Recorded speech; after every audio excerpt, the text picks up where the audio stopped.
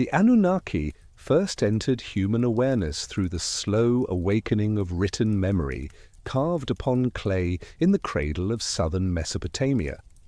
Long before scholars gave them form with pens and translations, their essence moved in the prayers and stories of early Sumerian communities. To those ancient peoples, they were not merely figures of worship, but the very scaffolding of existence. The Anunnaki were conceived as the embodiment of balance between heaven above and earth below, shaping the visible and invisible boundaries that sustained creation. Their names were spoken with reverence, for they represented the fundamental order by which the universe was understood. The earliest scribes, crouched with stylus in hand, pressed wedges into moist clay, leaving behind the first records of divine presence. These texts, written around 3200 BCE, reveal the Anunnaki as more than anthropomorphic gods. They were described as living forces who upheld cosmic law. Where human rulers commanded the walls and fields of their cities, the Anunnaki governed the relationship between stars, rivers, soil, and breath. To imagine them was to imagine the unyielding rhythm of day and night, the cycle of planting and harvest, the rise and fall of kingdoms. Every pattern that shaped life was attributed to their will.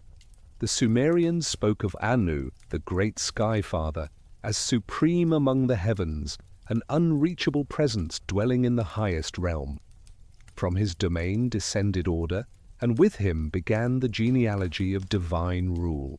The word Anunnaki was traced to Anunna, meaning offspring of Anu, those born of his lineage who extended his authority into the realm of earth. In their name resided the union of sky and land, a linguistic bridge between the eternal expanse above and the fertile ground that sustained humanity.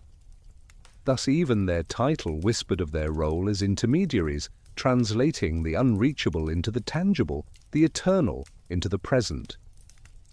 To the people of Sumer, the Anunnaki were not distant abstractions but active powers. They decreed fates, determined harvests, and influenced the rise of kings. Their assembly was imagined as a celestial council where decisions about the course of existence were deliberated. Through ritual and offering, humanity sought to harmonize with these forces to secure favor in times of uncertainty and to affirm the link between mortal labor and divine oversight. Each temple, erected across the land, whether in Uruk, Ur, or Eridu, was not merely a place of worship, but a physical reminder of this connection, a threshold between human settlement and cosmic order. The myths preserved on clay tablets spoke of the Anunnaki as architects of reality. They were the divine builders who set boundaries between realms, ensuring that the heavens did not collapse into the earth, that seas did not swallow the fields, that chaos did not unmake creation. Without them, the balance of existence would falter. To name them was to acknowledge the fragile harmony of life itself. Farmers invoked them when preparing fields, merchants when measuring trade, rulers when affirming decrees. In every sphere of human endeavor, the Anunnaki's presence was felt as invisible but binding law. Archaeological fragments from temple inventories at Uruk and other sites show that offerings were made to them in collective form. They were honored not only as individual deities, but as a body, a council whose combined authority shaped destiny. This conception of a divine assembly emerged early, suggesting that Sumerian society imagined governance not only among humans, but also among gods. Just as city elders gathered in councils to make decisions, so too did the Anunnaki gather in celestial deliberation. In this mirrored structure, human institutions reflected divine order, reinforcing the belief that mortal life was patterned after cosmic reality. The earliest cuneiform records show their presence intertwined with acts of kingship. Rulers claimed their thrones by declaring descent from heaven's command, legitimized through the will of the Anunnaki. Even the most powerful kings did not stand apart from divine law, but operated within its framework. Their building of temples, their dedication of offerings, their proclamations of justice, all were undertaken to show alignment with the decrees of the heavenly assembly. To govern without their blessing was to risk chaos, for no city could endure without the balance of cosmic approval. As centuries unfolded, the idea of the Anunnaki grew more intricate. They were no longer simply invoked as a collective, but assigned specific roles within the structure of existence. Some presided over the heavens, some over the earth, others over the underworld. This division of authority reinforced the perception of the universe as carefully ordered, with each divine being contributing to its maintenance. Their horned crowns, depicted in later reliefs, came to symbolize not just status, but responsibility, each pair of horns a measure of rank in the cosmic hierarchy. Yet even in these elaborations, the core truth of the Anunnaki remained constant. They were the boundary keepers, the cosmic architects, who ensured continuity. To the ancient Sumerians, their presence was not only religious, but existential. Without the Anunnaki, there would be no harvest, no justice, no kingship, no order. To forget them was to forget the foundations of reality itself. And so, in the earliest whispers of civilization, humanity began to inscribe upon clay the idea that the cosmos was governed by order rather than chance. That order bore a name, the Anunnaki. Their story, first traced in wedge-shaped lines, carried the weight of millennia, anchoring the fragile lives of mortals to the eternal dance of heaven and earth. From the earliest records, the name of the Anunnaki carried within it the weight of both language and belief. The Sumerians shaped meaning not only through myth, but through the very structure of words, and in their tongue, Anunna signified the offspring of Anu. Anu, or An, stood as the supreme sky deity, the embodiment of limitless heavens. By adding the suffix that tied the divine lineage to the earth, the term drew heaven and land together, presenting the Anunnaki as the bridge between cosmic expanse and mortal soil.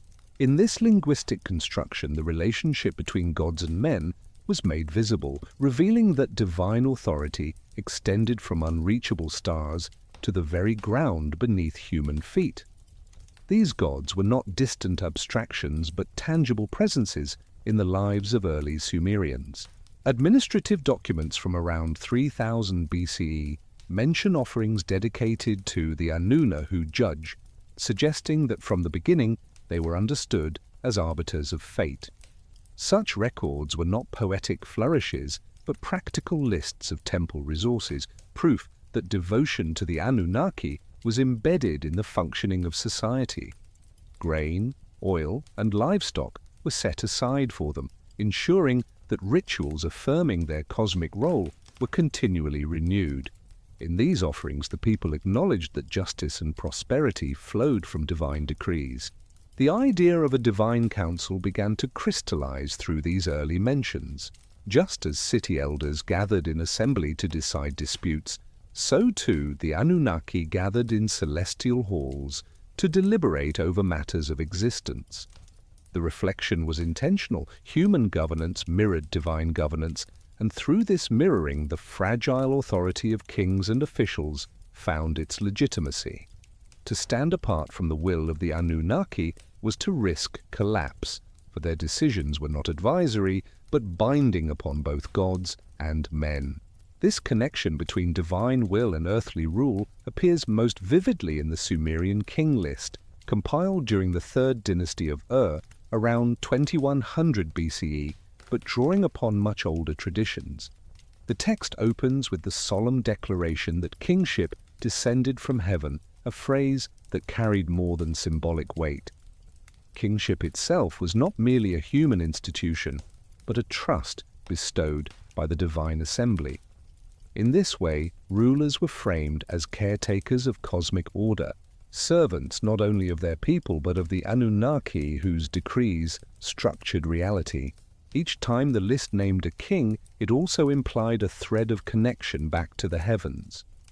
Among the deities, Enlil emerged as a central figure, the god of air and authority, whose temple at Nippur became the focal point of royal devotion. Kings restored and expanded his sanctuary to affirm their place within the Anunnaki's order. Inscriptions from rulers describe how they rebuilt walls or dedicated altars not for their own glory, but to honor Enlil and, through him, the entire assembly of gods. Even in times of conquest or political turmoil, such acts of restoration were necessary to prove that divine favor remained intact. Without that favor, no throne could stand firm. The presence of the Anunnaki was not confined to texts alone. Cylinder seals carved with intricate designs show scenes of divine assemblies, figures with horned crowns seated upon thrones, their garments flowing with the richness of heavenly authority. These images were carried on the bodies of merchants, priests, and officials, pressed into clay to authenticate contracts, prayers, and records. Each impression was a reminder that the cosmic order, symbolized by the Anunnaki, permeated the smallest details of human activity.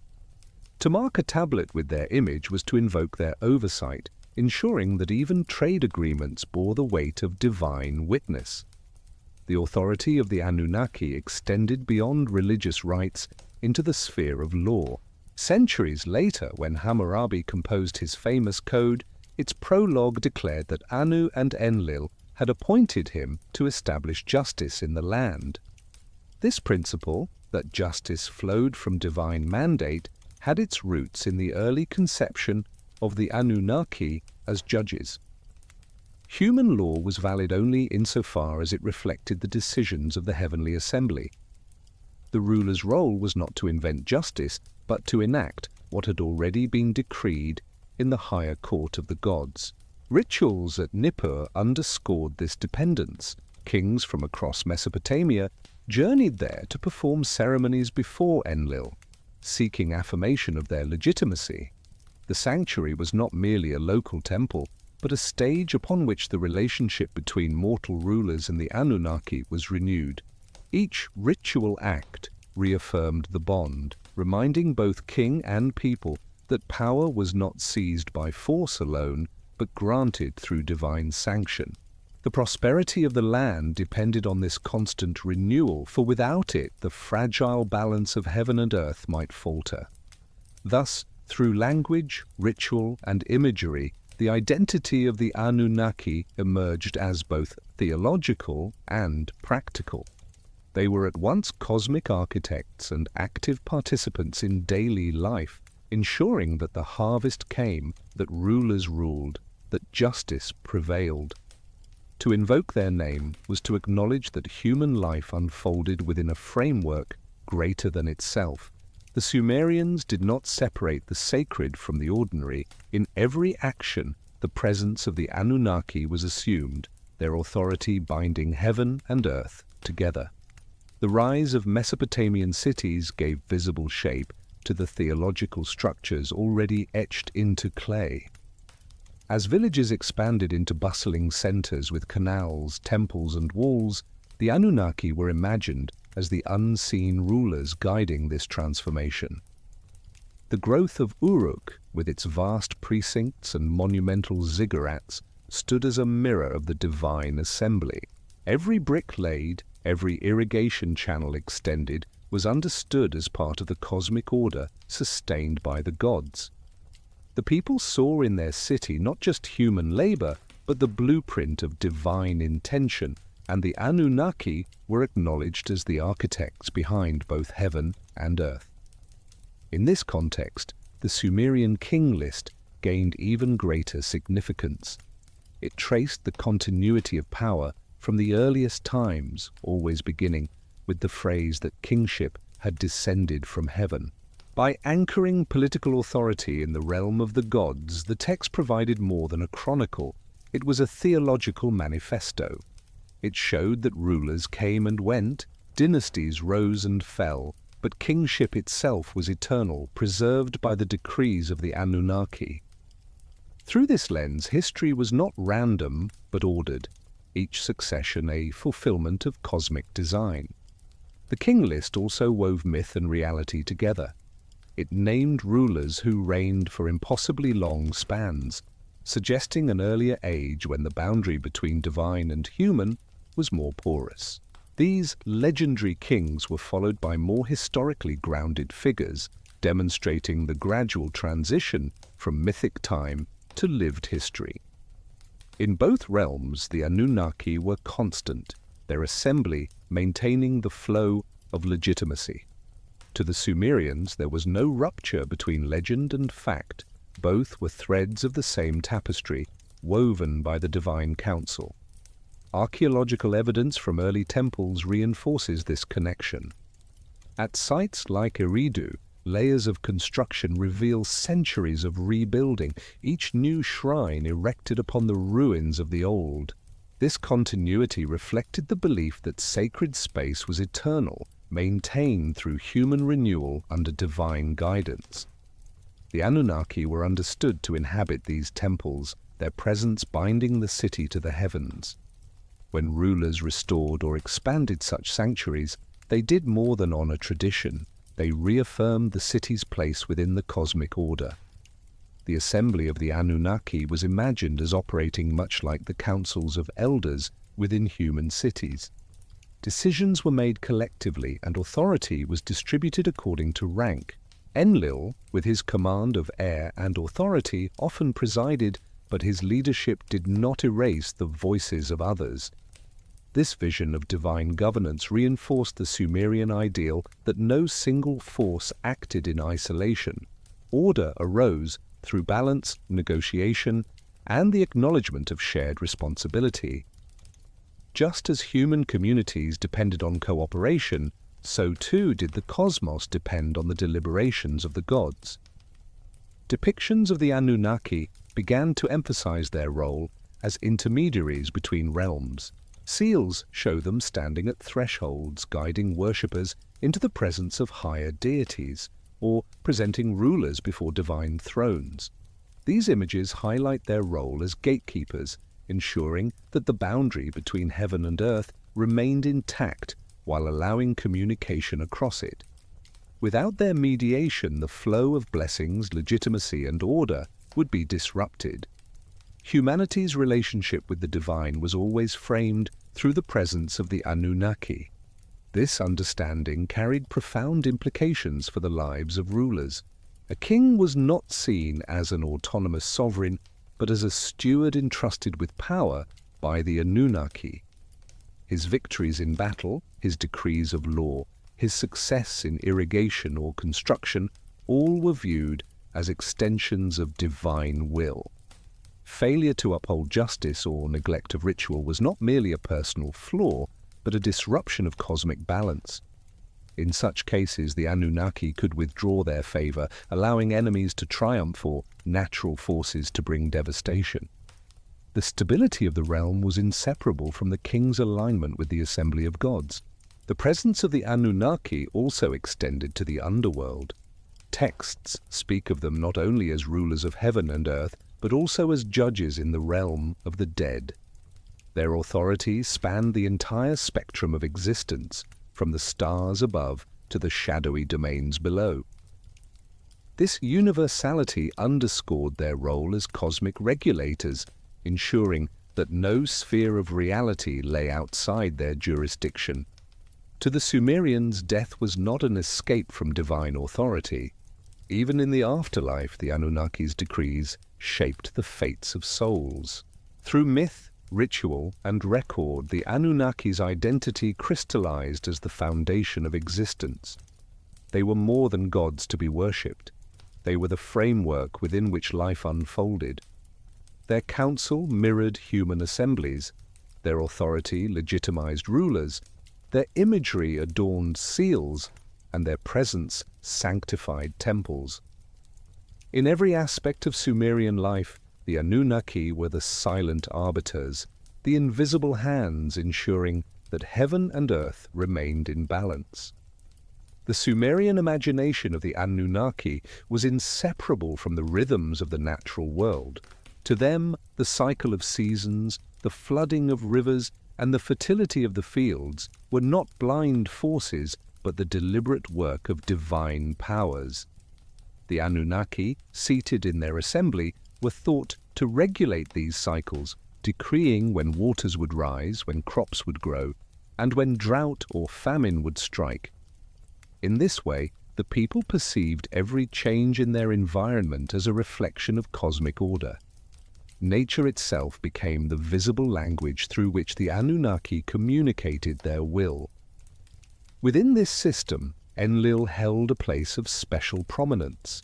His breath was the wind that moved across the land, carrying storms and refreshing breezes alike. His word established law among both gods and men, and his temple at Nippur served as the earthly axis of his authority. When rulers journeyed to this sacred center, they did so to reaffirm their legitimacy, for no city could claim lasting prosperity without the sanction of Enlil, and by extension, the collective judgment of the Anunnaki. Nippur thus stood not only as a religious capital, but as a spiritual bridge connecting mortal governance to divine law. Other deities within the assembly carried equally vital responsibilities. Ninhursag, the mother goddess, embodied fertility and creation. She was praised as the one who shaped life from clay, the womb of humanity and of gods themselves. In myths, she appeared as a figure of both nurturing care and stern authority, capable of granting life yet also determining its limits. To honor her was to honor the processes of birth and renewal that sustained society. The Anunnaki's collective identity found in her an archetype of continuity, ensuring that life endured across generations. Enki, the god of wisdom and waters, provided another dimension to their rule. As the keeper of subterranean streams and the Abzu, he was both a source of sustenance and a guardian of knowledge. In myths, Enki often challenged or moderated the decisions of the assembly, showing that even among the gods, debate and tension were integral to maintaining balance.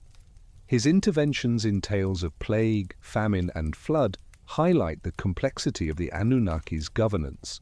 They were not a monolithic force, but a council, where different voices, motives, and perspectives converged to shape destiny. One of the most profound myths illustrating their authority is the story of human creation. According to tradition, the Anunnaki, burdened with the toil of maintaining the world, decreed that humanity should be formed to relieve them of labor. Ninhursag shaped the first humans from clay, mixing it with the essence of divine blood, ensuring that mankind would carry both physical form and divine spark. This act established humanity as both servant and participant in the cosmic order. People were created to work the fields, build the temples, and offer sustenance to the gods, yet they also bore the intelligence and creativity of their makers. In this myth, the Anunnaki appeared not only as rulers but as shapers of destiny. Their decision to create humanity was not casual, but a response to necessity, reflecting a dynamic relationship between divine need and human purpose. To the Sumerians, this understanding explained the hardships of labor and the inevitability of service, embedding these realities within a sacred framework. Work was not merely survival, it was the fulfillment of a divine plan established by the assembly itself. The rituals that honored these deities reflected their multifaceted roles. Festivals celebrated the turning of seasons, invoking the Anunnaki's blessing for fertility, protection, and prosperity. Processions carried statues of gods through city streets, reenacting the presence of the assembly within human space. Hymns and prayers recited during these ceremonies often spoke of the Anunnaki in collective terms, praising their unity and their authority. In this way, worship reinforced the idea that the cosmos was not governed by a single hand, but by a council whose combined wisdom ensured balance. Visual representations further deepened this perception. Reliefs and seals portrayed them adorned with horned crowns, symbols of divine status, and seated in postures of dignity. The number of horns indicated rank, a visible marker of celestial hierarchy. Their garments were woven with intricate patterns, echoing the richness of kingship and emphasizing their role as cosmic rulers. These images communicated to all who saw them that the Anunnaki were beings of immense power, yet also participants in a structured order. They were not arbitrary forces, but dignified guardians of cosmic stability. Over time, as Mesopotamian culture evolved, the presence of the Anunnaki remained constant. Though new myths arose and older stories were adapted, the concept of a divine assembly endured. The people continued to view their lives as unfolding within a framework established by these gods, a framework that demanded respect, service, and acknowledgement. To live in harmony with the Anunnaki was to live in harmony with the cosmos itself. To resist or neglect them was to risk disorder and collapse. Thus, the Anunnaki's identity expanded from abstract powers to concrete figures of worship and myth, weaving themselves into the very fabric of Mesopotamian life. They were the guardians of boundaries, the authors of creation, and the arbiters of fate. Through their collective presence, the Sumerians understood that existence itself rested on sacred foundations, and that every field plowed, every law proclaimed, every prayer uttered, echoed the decrees of the Eternal Council. The story of the Anunnaki deepened through their association with kingship, for in Mesopotamian thought no ruler could claim legitimacy without their blessing. The coronation of a king was not simply a political act, but a ritual of cosmic alignment, a renewal of the bond between mortal authority and divine order. In temple hymns, kings were described as shepherds chosen by the gods, their scepters bestowed by the assembly of the Anunnaki. This imagery framed governance as sacred stewardship, where the prosperity of the people depended upon the ruler's obedience to the decrees of heaven. Texts from the old Babylonian period emphasized this principle with striking clarity. Hammurabi's law code, perhaps the most famous legal text of antiquity, begins not with his own voice but with the declaration that Anu and Enlil entrusted him to bring justice to the land. His laws, therefore, were not merely human constructs but divine ordinances given earthly form. In this framework, the Anunnaki stood as guarantors of order, ensuring that the balance of justice reflected their will. A king who failed to honor this mandate risked losing both divine favor and political stability. The physical act of kings traveling to Nippur to seek Enlil's sanction reflects this dependency. Year after year, rulers from across Mesopotamia made pilgrimages to his temple, presenting offerings and performing rituals that reaffirmed their position within the cosmic structure.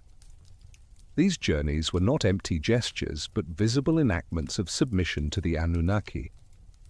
Each visit renewed the connection between heaven and earth, reminding all who witnessed the ceremonies that the fate of nations hinged upon divine approval. The presence of the Anunnaki was also felt in matters of war and peace. Victories on the battlefield were attributed to their favor, while defeats suggested divine disapproval. In royal inscriptions, kings described themselves as warriors strengthened by the gods, wielding weapons forged under divine guidance. Their enemies were depicted not merely as political adversaries, but as forces opposing the will of the Anunnaki. Through this lens, every conflict became a cosmic struggle, and the outcome reflected not chance, but the decrees of the heavenly council. The rituals of the New Year festival further illustrated their role in sustaining kingship. In Babylon, the Akitu festival dramatized the renewal of cosmic order. Statues of gods were carried in grand procession, hymns proclaimed the deeds of deities, and the king himself underwent ritual humiliation before being reaffirmed in his role. This ceremony symbolized the king's dependence upon divine will, showing that his authority endured only because the Anunnaki allowed it. the spectacle reminded the people that their prosperity was bound to the sacred cycle of submission and renewal. Myths reinforced these truths by depicting the Anunnaki as judges of human conduct. Tales of divine councils deciding the fate of heroes, cities, or entire populations underscored their collective authority. In these stories, mortals were measured against standards set by the gods, and punishment or blessing flowed from the assembly's decisions. Such narratives communicated that justice was not arbitrary, but rooted in the cosmic order upheld by the Anunnaki. They became the ultimate court, the unseen tribunal whose verdicts shaped history. This interplay between divine law and human society extended even into the structure of Mesopotamian cities. Urban centers were designed with temples at their heart, not only as places of worship, but as administrative and economic hubs. Grain was stored, contracts were recorded, and rituals were conducted under the watchful gaze of deities. The Anunnaki were imagined as presiding over these institutions, their authority woven into the organization of daily life. To enter a temple precinct was to step into a space where heaven and earth touched, where decisions carried both human and divine weight. The visual culture of Mesopotamia echoed this integration. Stone stelae, clay tablets, and cylinder seals depicted rulers standing before gods, often with hands raised in prayer or submission. The Anunnaki, crowned with horns and clothed in regal garments, appeared as both majestic figures and cosmic overseers. These images were not decorative but instructive, teaching viewers that power flowed downward from the heavens through the assembly and into the hands of kings. To gaze upon such scenes was to be reminded of the invisible hierarchy that governed existence. Even as dynasties shifted and empires rose and fell, the role of the Anunnaki endured. Their presence gave continuity to political transitions, providing a stable cosmic framework within which human history unfolded. By aligning themselves with the Anunnaki, rulers claimed participation in a story that stretched back to the dawn of writing and beyond. The assembly's decrees were eternal, and those who recognized them tapped into a legitimacy that no rival could easily challenge. Through kingship, law, war, and ritual, the Anunnaki revealed themselves as the true sovereigns of Mesopotamia. They were not bound to a single city or dynasty, but stood above all, ensuring that human power remained accountable to cosmic order. Their presence reminded every ruler that authority was borrowed, not possessed, and that the fate of nations rested in the hands of the Eternal Council, whose decrees bound heaven and earth. The myths that shaped Mesopotamian imagination often revealed the Anunnaki not simply as distant arbiters, but as participants in the drama of creation and survival. Among the most striking of these narratives was the account of humanity's origin, a story that placed the assembly of the gods at the center of existence itself. According to ancient tradition, the Anunnaki, weary from the endless toil of maintaining the cosmos, decreed that new beings must be fashioned to carry the burdens of labor. In this way, humanity was conceived not as an accident, but as a deliberate solution, born from divine necessity. The goddess Ninhursag, revered as the mother of all, was central to this act. With hands shaping wet clay, she molded the first humans, infusing their forms with the blood of a slain god to provide intelligence and vitality. The clay bound them to the earth, while the divine essence granted them awareness, creating beings who were at once mortal and sacred. This blending of soil and spirit explained to the Sumerians why human life was marked by both frailty and insight, why mortals could till the fields yet also raise temples and compose hymns. It was a fusion of labor and imagination, reflecting the very purpose for which they had been made. The decision to fashion humanity was not without conflict. Some gods resisted, preferring to maintain their authority without the complication of new beings. Yet the assembly as a whole affirmed the plan, and once humanity was formed, the obligations between mortals and gods became firmly established.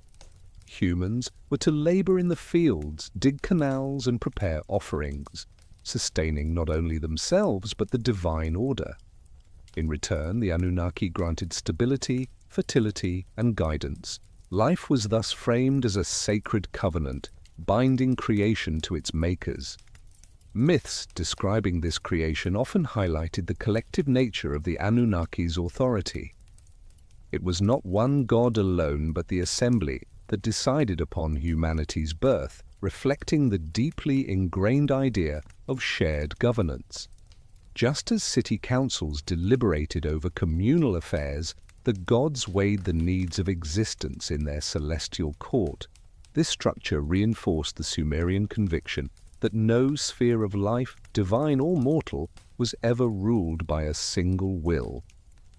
Harmony arose only through the balancing of many voices.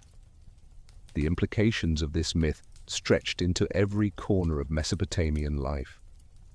Labor was never seen as merely survival, but as fulfillment of a sacred role. To farm, to build, to weave, or to trade was to participate in the divine order established by the Anunnaki. Even the most ordinary tasks were infused with cosmic significance, for they echoed the purpose for which humanity had been created.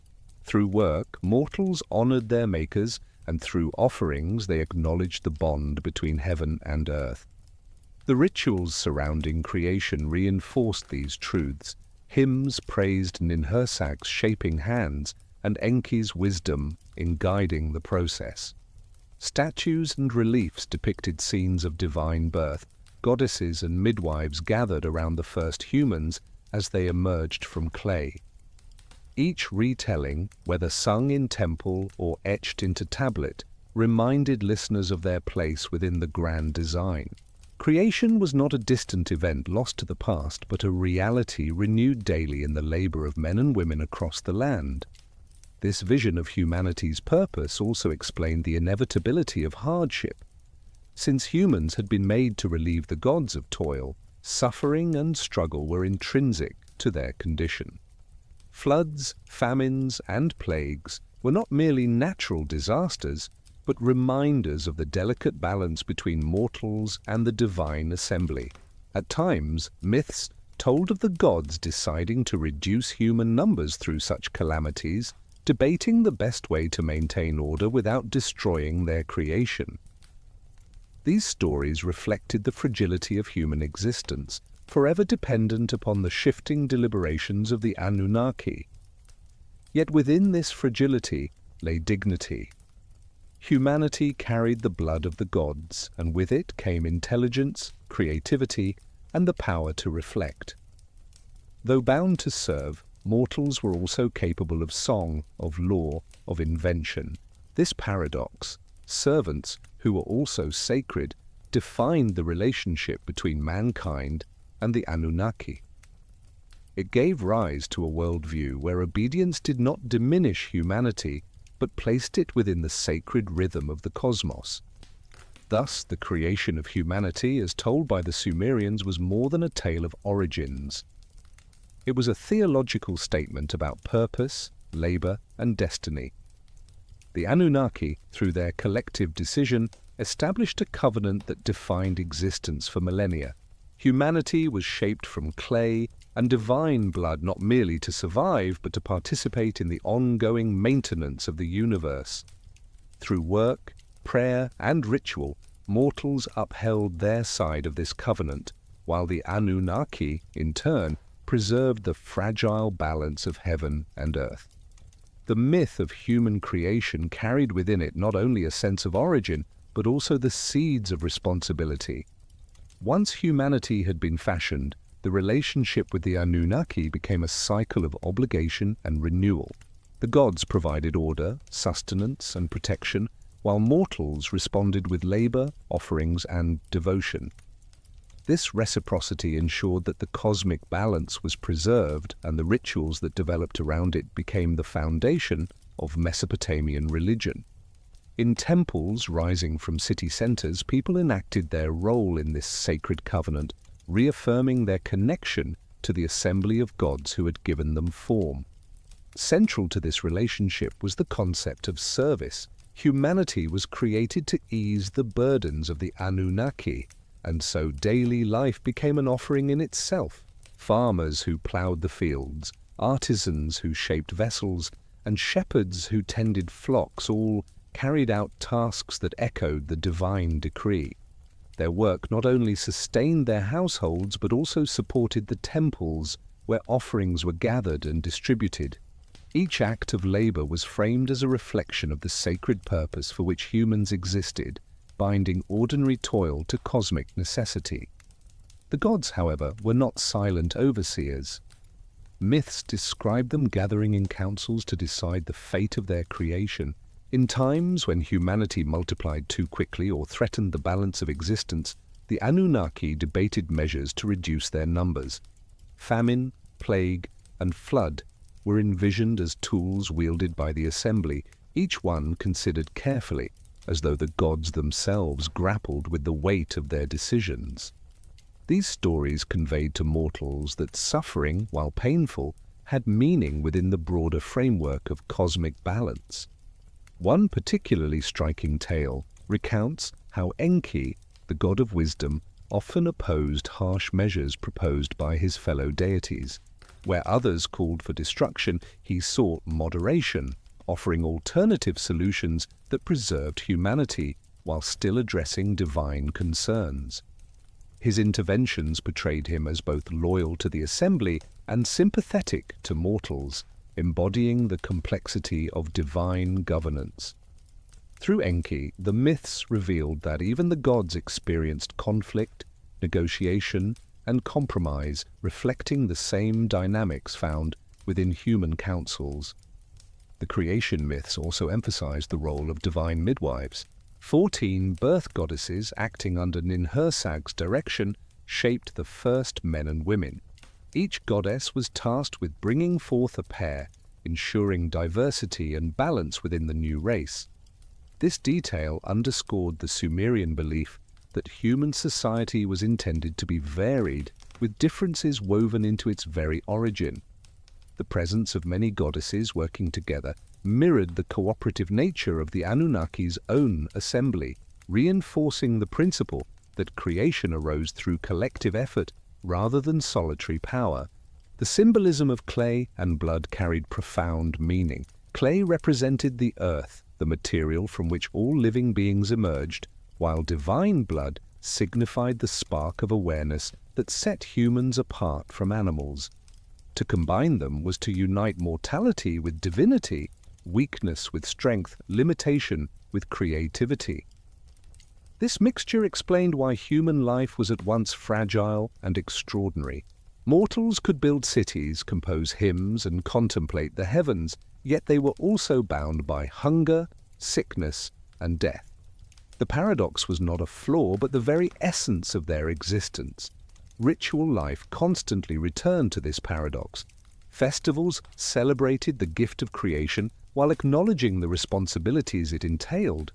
Priests recited hymns that praised the Anunnaki for shaping humanity, while worshippers offered food, drink, and incense to repay the debt of existence. Each offering, however small, symbolized gratitude for life itself.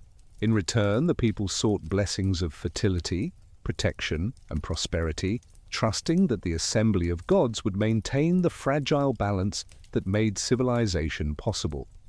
The presence of the Anunnaki in human affairs extended beyond myth and ritual into the structure of society itself. Legal codes reflected their authority, proclaiming that justice flowed from divine decrees. Kings upheld these laws not as inventions of men, but as reflections of cosmic order. To violate law was to disrupt the will of the Anunnaki, while to obey was to live in harmony with the universe. This understanding gave legal authority a sacred weight, ensuring that human society remained tethered to the decrees of heaven. The memory of creation was also preserved in art. Seals and reliefs depicted goddesses shaping figures from clay or divine beings bestowing gifts upon kneeling mortals. These images served not only as decoration but as visual theology, teaching all who saw them that their lives were grounded in sacred origins. Even the simplest farmer or craftsman could look upon such imagery and be reminded that their labor was part of a divine plan, a continuation of the creative act that had brought humanity into being. Through these myths and their retellings, the Sumerians affirmed that existence was purposeful, ordered, and sustained by the Anunnaki. Humanity's role was not arbitrary but essential, a bridge between clay and divinity, created to serve, yet also gifted with awareness. In recognizing this role, the people of Mesopotamia found meaning in their work, dignity in their struggles, and hope in their devotion. They lived within a covenant that bound them to the assembly of gods, a covenant renewed daily in the rhythms of labor, worship, and the ceaseless turning of the world. The myths of the Anunnaki did not stop at the act of creation. They extended into the ongoing relationship between mortals and the divine, a relationship that could be both nurturing and harsh. Humanity, born from clay and divine essence, was never meant to live free of hardship. Instead, struggle itself became proof of their role in the cosmic order. The Anunnaki required offerings, rituals, and devotion, while mortals depended upon their decrees for survival. This mutual dependence created a cycle in which life and worship were inseparable, each sustaining the other across generations. One of the most powerful tales reflecting this dynamic is the story of divine attempts to control human population. When mortals multiplied too quickly and filled the earth with noise, the Anunnaki grew restless. In their celestial assembly, they deliberated on how to restore balance. Some argued for plague, others for famine, while still others proposed the ultimate solution, a great flood to cleanse the world. These debates revealed the gods not as unchanging forces but as participants in ongoing deliberation, their authority expressed through process as much as decree. Within these stories, Enki again emerged as the advocate for humanity. When the assembly agreed on measures of destruction, he often sought gentler paths. His wisdom offered mortals a chance to endure even in the face of divine wrath. In the flood narratives, he provided warnings to chosen individuals, guiding them to build vessels that would preserve life through the deluge. These myths conveyed to listeners that survival depended not only on obedience, but also on divine mercy, channeled through the protective guidance of certain gods. The flood itself became a central symbol of divine power. Descriptions portray waters rising for 7 days and 7 nights, submerging mountains and sweeping away cities, fields, and temples. Humanity's achievements, canals, walls, granaries, were reduced to nothing, a reminder of how fragile civilization was before the will of the Anunnaki. Yet the preservation of life through chosen survivors revealed another truth. Destruction was not final, but part of renewal. Just as floods replenished the soil of Mesopotamia, so too the cosmic flood cleansed and prepared the world for rebirth. For the Sumerians and Babylonians, these flood myths explained both the dangers of overpopulation and the precariousness of existence.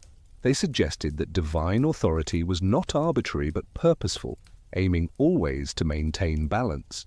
Humanity might resist, multiply, and seek independence, but ultimately the Anunnaki determined the limits of growth and the rhythms of survival. In this vision, the fate of mortals was bound to cycles of judgment and renewal, cycles that echoed in the rising and falling of rivers. Rituals commemorated these themes with solemn intensity.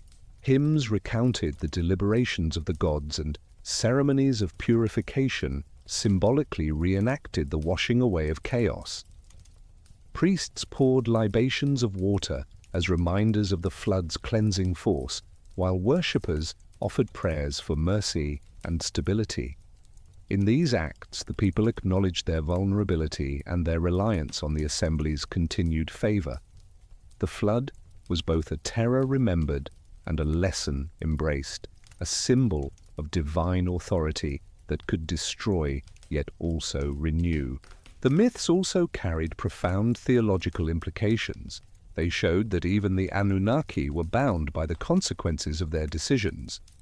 When destruction threatened to eliminate humanity entirely, some gods regretted their severity. They realized that without mortals to labor, build, and worship, the divine order itself would falter, offerings would cease, temples would fall silent, and the gods would be deprived of the sustenance provided through ritual. In this recognition, the myths suggested a delicate reciprocity. Mortals depended on the Anunnaki for order, but the gods also depended on humanity for service. This tension gave rise to a vision of cosmic partnership. While the Anunnaki held ultimate authority, their power was not absolute in isolation. They required human devotion to sustain the rhythm of existence.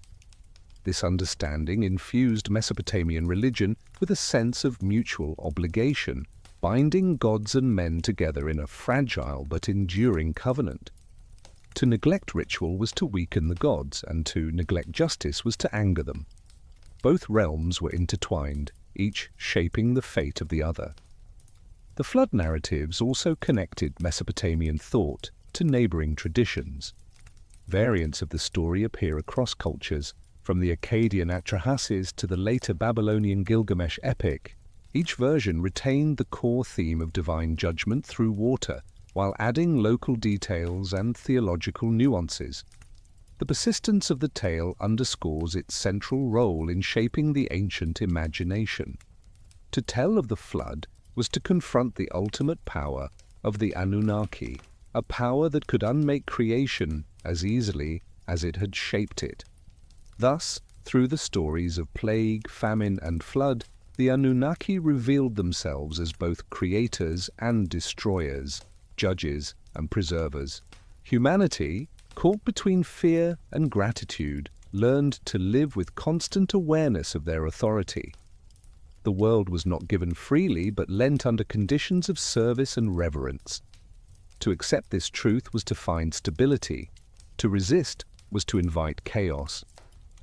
In this fragile balance of destruction and renewal, the covenant between mortals and the Anunnaki continued to unfold, echoing in every field planted, every temple raised, and every prayer spoken beneath the Mesopotamian sky. The story of the Anunnaki's role in the Great Flood and other acts of judgment continued to shape the way Mesopotamians understood justice, mercy, and the responsibilities of both gods and mortals. When the floodwaters receded and life began again, the relationship between humanity and the divine assembly was not erased, but altered. Survivors built altars to honor the gods, and sacrifices were offered in gratitude. The Anunnaki, smelling the aroma of burnt offerings, were reminded of the interdependence between themselves and mortals. The myths emphasized that while the gods had power to destroy, they also required the devotion of humankind to maintain their own place in the cosmic order. In the Atrahasis epic, this truth was captured with striking clarity. After the flood, Enki and Enlil reached an agreement. Humanity would continue, but its growth would be restrained through measures less severe than complete annihilation. The assembly decreed new conditions for mortal existence.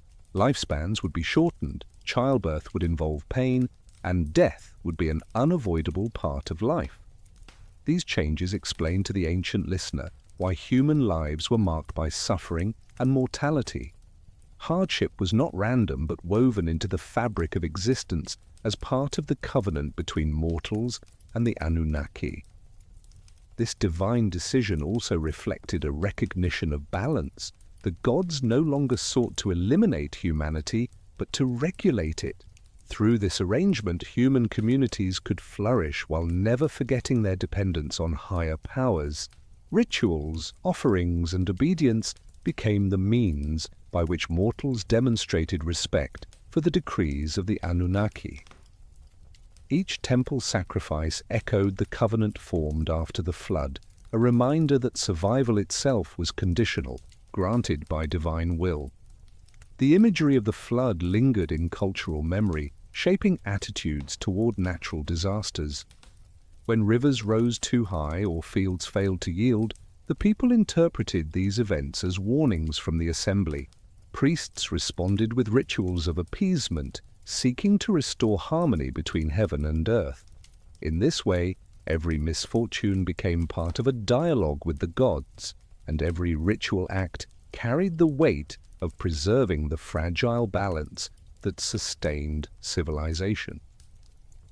The Anunnaki's authority extended not only to the cycles of life and death, but also to the realms of morality and law. By regulating human destiny after the flood, they were understood as shaping the boundaries of justice itself. Mortality was a decree of the gods, but within that limit humans were expected to act rightly.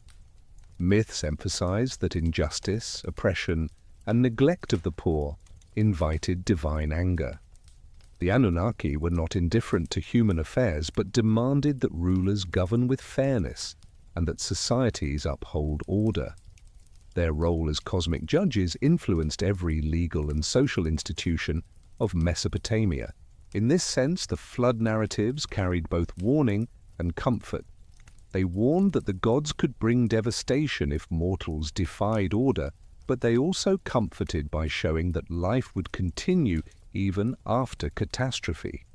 Renewal was always possible through devotion and alignment with the will of the Anunnaki. For the ancient listener, this dual message gave meaning to suffering and resilience to endure. Survival itself was proof of divine mercy, a sign that humanity remained within the embrace of cosmic order. Over time, the flood story merged with other traditions, enriching the wider tapestry of Mesopotamian myth. In the Gilgamesh epic, the tale of Utnapishtim preserved the memory of survival and offered reflections on mortality and immortality. Gilgamesh, in seeking eternal life, encountered the limits set by the Anunnaki, learning that death was the fate of all mortals. The flood thus became more than a story of destruction. It was a meditation on the meaning of human existence, framed by the decrees of the divine assembly. This understanding shaped the way people viewed themselves. Humanity was neither insignificant nor supreme, but placed in a carefully defined role between service and awareness. The Anunnaki's decisions made life fragile, yet within that fragility lay dignity and purpose. To accept mortality, to labor, to worship, and to seek justice was to live as the gods intended.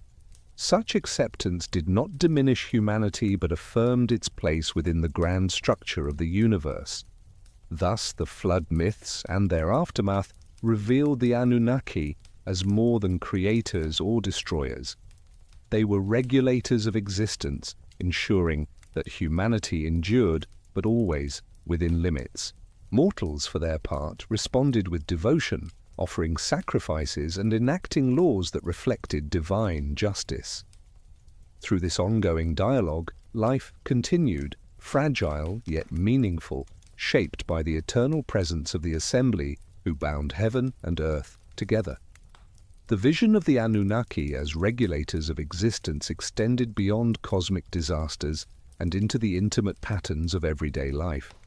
To the Mesopotamians, the gods were not remote beings who acted only in times of crisis, but constant overseers of the ordinary. Every sunrise and sunset, every harvest and drought, every birth and death unfolded under their decrees. This belief infused daily routines with sacred significance. Even the act of drawing water from a canal or measuring grain in a marketplace carried the unseen weight of divine oversight, for the Anunnaki were thought to maintain balance in all things. The temples of Mesopotamian cities became the living embodiment of this order. These structures were not only centers of worship, but also the beating heart of civic life. Within their walls, priests performed rituals to honor the gods, while scribes recorded offerings, contracts, and decrees. The economy itself revolved around temple activity, for the gods were believed to own the land, and humans merely worked it in service of their will. The Anunnaki, though unseen, were the ultimate landholders, their authority expressed through the endless flow of goods, sacrifices, and prayers that sustained temple life. Rituals enacted within these sacred spaces reflected the cyclical vision of existence shaped by the gods. Festivals marked the turning of seasons, reenacting myths of creation, destruction, and renewal. The New Year celebrations, in particular, dramatized the renewal of cosmic order. During these ceremonies, kings humbled themselves before statues of the gods, confessing their limitations and acknowledging their dependence on divine favor. Through ritual humiliation and subsequent reinstatement, rulers symbolically affirmed that their power was not absolute but borrowed, granted temporarily by the assembly of the Anunnaki. The artistic imagery surrounding these rituals emphasized the same truths. Cylinder seals depict processions of deities wearing horned crowns, their garments rich with patterns of cosmic symbolism. Human figures are often shown in gestures of submission, raising hands in reverence or kneeling before thrones. These scenes communicated the unbroken hierarchy of existence. The Anunnaki presided in majesty, mortals served in obedience, and through this structure the balance of heaven and earth was preserved. To imprint such images on clay was to affirm their truth in both spiritual and legal affairs. The connection between law and divine authority remained central. Just as Hammurabi had declared that his laws were established by Anu and Enlil, later rulers echoed the same principle. Legal authority was framed as a reflection of cosmic order, a means of aligning human society with divine decrees. Theft, violence, and injustice were not simply crimes against fellow mortals, but offenses against the Anunnaki themselves, for they disrupted the harmony that the gods had ordained. In this way, law and worship became inseparable, each reinforcing the other as expressions of sacred order. The myths of creation and flood reinforced this moral dimension. Humanity, fashioned from clay and divine blood, was expected to serve but also to embody intelligence and awareness. To misuse this gift was to betray the purpose for which mortals had been made. The flood narratives, with their themes of divine judgment, reminded people that arrogance, excess, and neglect of duty could provoke the wrath of the assembly. At the same time, the survival of chosen individuals illustrated the possibility of mercy, teaching that humility and devotion could secure divine protection. In this delicate balance between fear and gratitude, Mesopotamian religion found its rhythm. Worshippers feared the consequences of divine anger, yet they also trusted in the gods' capacity for compassion. The Anunnaki were not indifferent but deeply engaged, their council deliberating over matters that shaped both cosmic cycles and personal fates. This vision encouraged mortals to live with constant awareness of their dependence, structuring society around rituals, offerings, and justice as means of aligning with divine will. The presence of the Anunnaki extended even into the afterlife. Texts describe them as judges in the realm of the dead, determining the fate of souls once life had ended. Their authority spanned from the heights of heaven to the depths of the underworld, leaving no sphere untouched. For the living, this belief emphasized that devotion could not end with death, for the decrees of the assembly followed all beings beyond the grave. Existence itself in every dimension was bound to the authority of the gods who had decreed it into being. In all these ways, the Anunnaki were more than figures of myth. They were the invisible framework upon which life unfolded, the unseen council that determined the rhythm of existence. Through ritual, law, labor, and memory, the people of Mesopotamia aligned themselves with this framework, finding meaning in their toil and purpose in their struggles. To live in harmony with the decrees of the Anunnaki was to live within the order of the cosmos itself. The authority of the Anunnaki over both the living and the dead carried profound meaning for Mesopotamian society. To the people of Sumer, Akkad, Babylon, and Assyria, there was no corner of existence untouched by the decrees of the divine assembly. Their power extended from the brightness of the heavens through the dust of the earth and into the shadowed halls of the underworld. This comprehensive dominion reinforced the idea that human life, with all its achievements and sorrows, unfolded entirely within the boundaries established by the gods.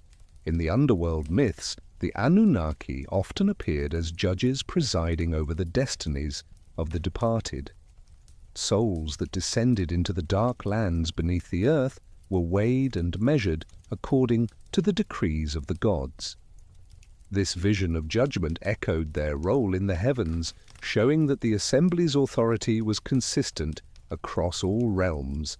Death, rather than being a release from divine oversight, was an entrance into another sphere where the Anunnaki continued their governance. Such beliefs gave weight to mortal actions, reminding the living that their conduct had consequences beyond the grave.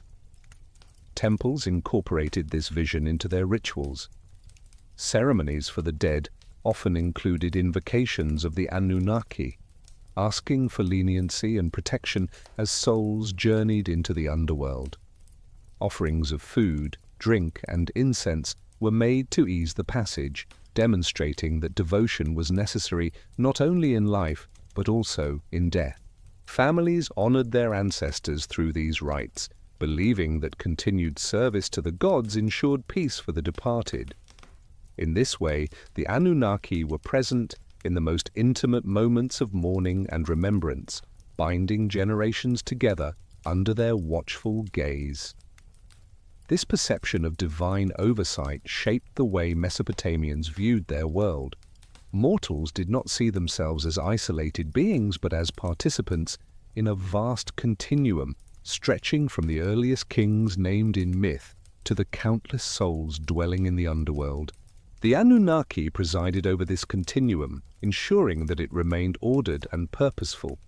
Such a worldview encouraged humility, for even the mightiest rulers were subject to the same decrees as ordinary laborers. Kings might command armies and raise palaces, but in the end, they too stood before the assembly of gods. Stories of Gilgamesh's search for immortality highlight this truth. Though Gilgamesh achieved great deeds, built mighty walls, and confronted divine beings, he was ultimately reminded that death was inevitable. His encounter with Utnapishtim, survivor of the flood, revealed that immortality was reserved for a few chosen by the gods. For all others, the decrees of the Anunnaki held firm: to live, to labor, to worship, and to die. In this tale, the assembly's authority was not cruel, but unyielding, affirming the universal law that bound mortals to their purpose. The rituals of kingship reinforced these lessons. When rulers humbled themselves before statues of the gods during New Year festivals, they acknowledged that their reigns were temporary grants of authority. The Anunnaki could bestow power, but they could also withdraw it. This recognition was not meant to diminish kings, but to remind them that their role was one of stewardship rather than ownership. By framing kingship as divine trust, the people of Mesopotamia found stability in the constant presence of the assembly, even as dynasties rose and fell. The imagery of the Anunnaki in art also reflected their pervasive authority. Reliefs showed them standing in ordered ranks, horned crowns on their heads, garments flowing with celestial dignity. Their postures were calm, their expressions stern, conveying both majesty and impartial judgment. To view such images was to be reminded that the world was ruled by powers beyond human reach, powers that demanded reverence and obedience. These depictions reinforced the belief that life was not chaotic, but structured, upheld by the eternal council. Through these myths, rituals, and symbols, the people of Mesopotamia found meaning in the inevitability of death. Mortality was not a failure but a design, part of the covenant between mortals and the gods. The Anunnaki had created humanity to labor, to serve, and to sustain the cosmos, and death marked the fulfillment of that purpose. Yet even in death, the relationship continued, for offerings, prayers, and devotion bound the living and the dead together within the divine order. Thus the authority of the Anunnaki remained complete, encompassing all stages of existence. They were the guardians of creation, the arbiters of justice, the overseers of kingship, and the judges of the afterlife. For the people who worshipped them, to live was to walk within the path they had decreed, and to die was to enter their shadowed halls.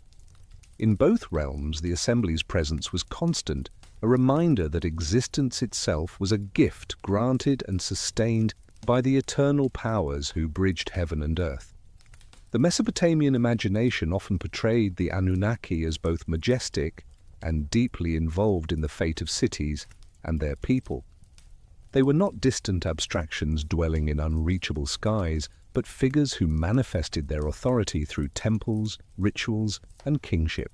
Each major city identified with a patron deity, yet the Anunnaki as a collective stood above these local powers, binding the entire region into a single cosmic framework.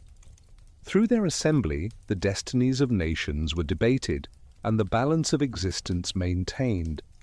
At Nippur, the seat of Enlil's authority, this role was most clearly expressed. The temple of Enlil, known as the Echo, was not only a sacred shrine, but also a political axis. Kings from across Mesopotamia traveled there to present offerings and affirm their legitimacy. In this act, they acknowledged that their authority derived not from conquest or inheritance alone, but from alignment with the decrees of the Anunnaki. The temple thus became a visible bridge between human society and divine governance, where the fate of rulers and cities was tied to ritual renewal. The rituals performed within the Echo reinforced this connection. Priests carried out daily offerings, reciting hymns that proclaimed the majesty of the Anunnaki. Festivals marked the passage of seasons, each one dramatizing the myths of creation, judgment, and renewal. The people gathered to watch as statues of gods were paraded through the streets, their presence symbolizing the descent of divine authority into the human realm. These ceremonies did more than honor tradition. They reaffirmed the idea that cosmic order was continually maintained through human participation. The imagery of the Anunnaki in temple reliefs reflected their dignified role. They were shown wearing horned crowns, each pair of horns representing higher rank in the celestial hierarchy. Their garments, woven with intricate patterns, conveyed the richness of their authority. In some depictions, they carried scepters or staffs, symbols of governance that mirrored the regalia of human kings. By depicting the Anunnaki with such features, artists reinforced the notion that earthly power was but a reflection of heavenly sovereignty. The myths told in these sacred spaces reminded the people of their place within the cosmic order. In stories of creation, the Anunnaki appeared as shapers of humanity, binding mortals to a life of labor in service to the gods. In flood narratives, they appeared as judges deciding whether mortals had grown too numerous or too unruly. In tales of kingship, they appointed rulers to act as shepherds over the people. In every story, their role was clear. They were the arbiters of existence, the ones who set boundaries and determined fates. This understanding of divine authority also shaped social structures. Just as the Anunnaki functioned as a council, deliberating together to maintain balance, human societies mirrored this model through assemblies of elders and councils of rulers. Authority was distributed, decisions were debated, and balance was sought. By aligning their institutions with the structure of the divine assembly, Mesopotamians believed they were reflecting the order of the cosmos in their own governance. Such mirroring created a sense of harmony between heaven and earth, reinforcing the belief that human life was an echo of divine reality. Even the economy bore the imprint of this theology. Temples functioned as administrative centers, storing grain, managing herds, and organizing labor. The wealth generated through these systems was understood as belonging to the gods, with humanity acting as stewards. By participating in temple economy, people fulfilled their role in sustaining the Anunnaki, just as the gods in turn sustained the world. This reciprocal flow of resources reflected the larger covenant between mortals and the divine assembly. The Anunnaki's involvement in law further reinforced their authority. When rulers issued decrees or judges pronounced verdicts, these acts were framed as expressions of divine will. To uphold justice was to align with the decrees of the gods, while to act unjustly was to invite disorder. This theological foundation gave legal codes a weight that extended beyond human enforcement, embedding them within the eternal framework maintained by the Anunnaki. Justice was not invented but discovered, flowing from the will of the divine council. In every aspect of life, ritual, politics, law, economy, the presence of the Anunnaki was felt as a constant reality. Their assembly was imagined as the ultimate court, their decrees as the foundation of existence. To live in harmony with their will was to live in balance with the cosmos itself. To ignore or defy them was to risk collapse, for without the Anunnaki, the boundaries between heaven and earth would dissolve, leaving only chaos. Thus, the people of Mesopotamia did not see their world as random or accidental.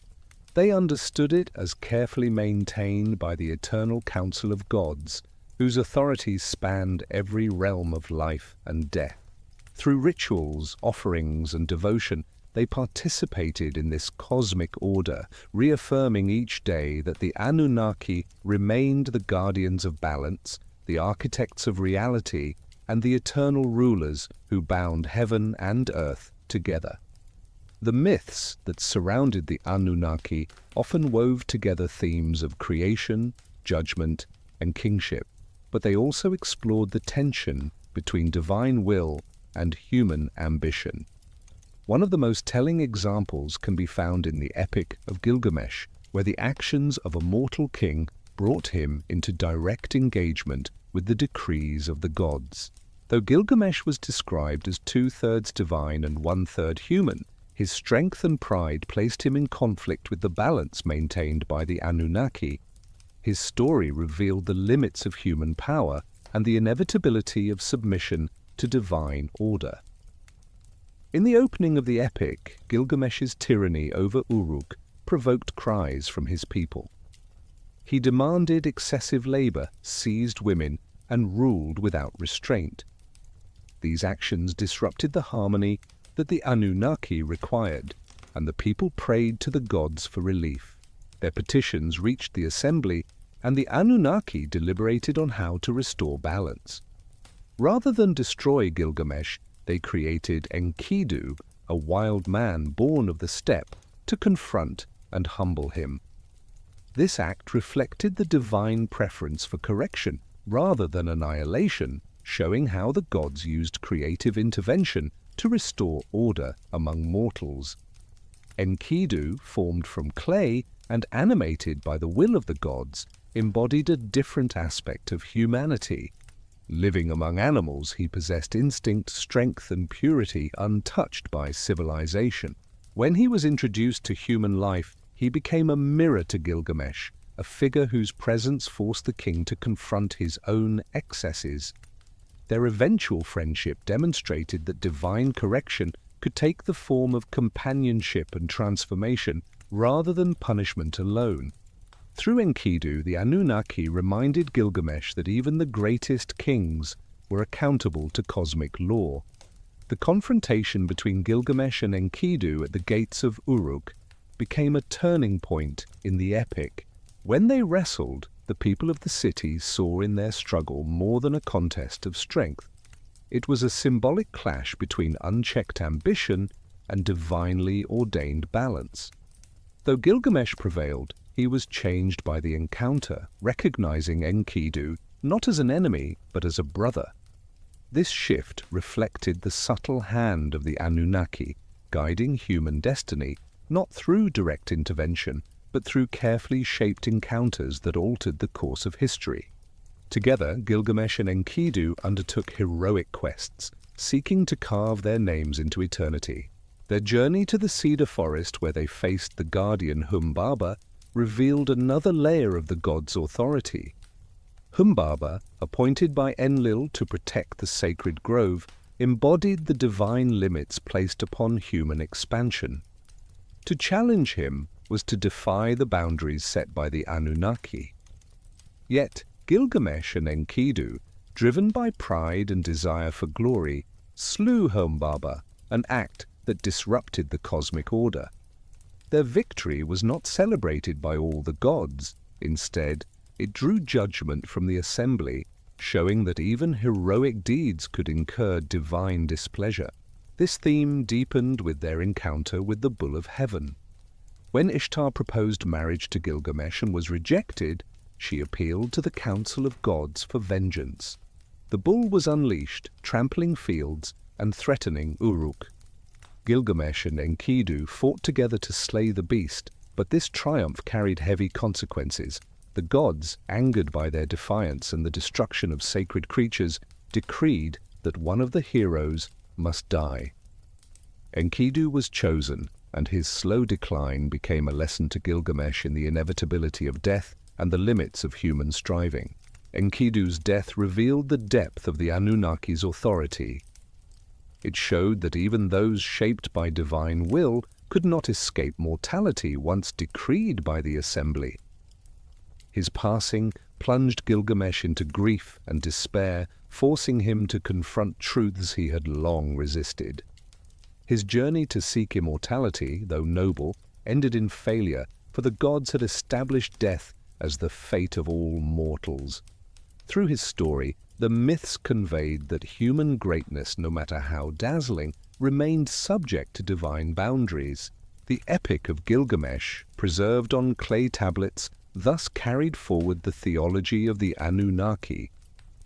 It showed that kingship must be tempered by humility, that ambition must bow before divine decree, and that mortality was not a punishment, but a design.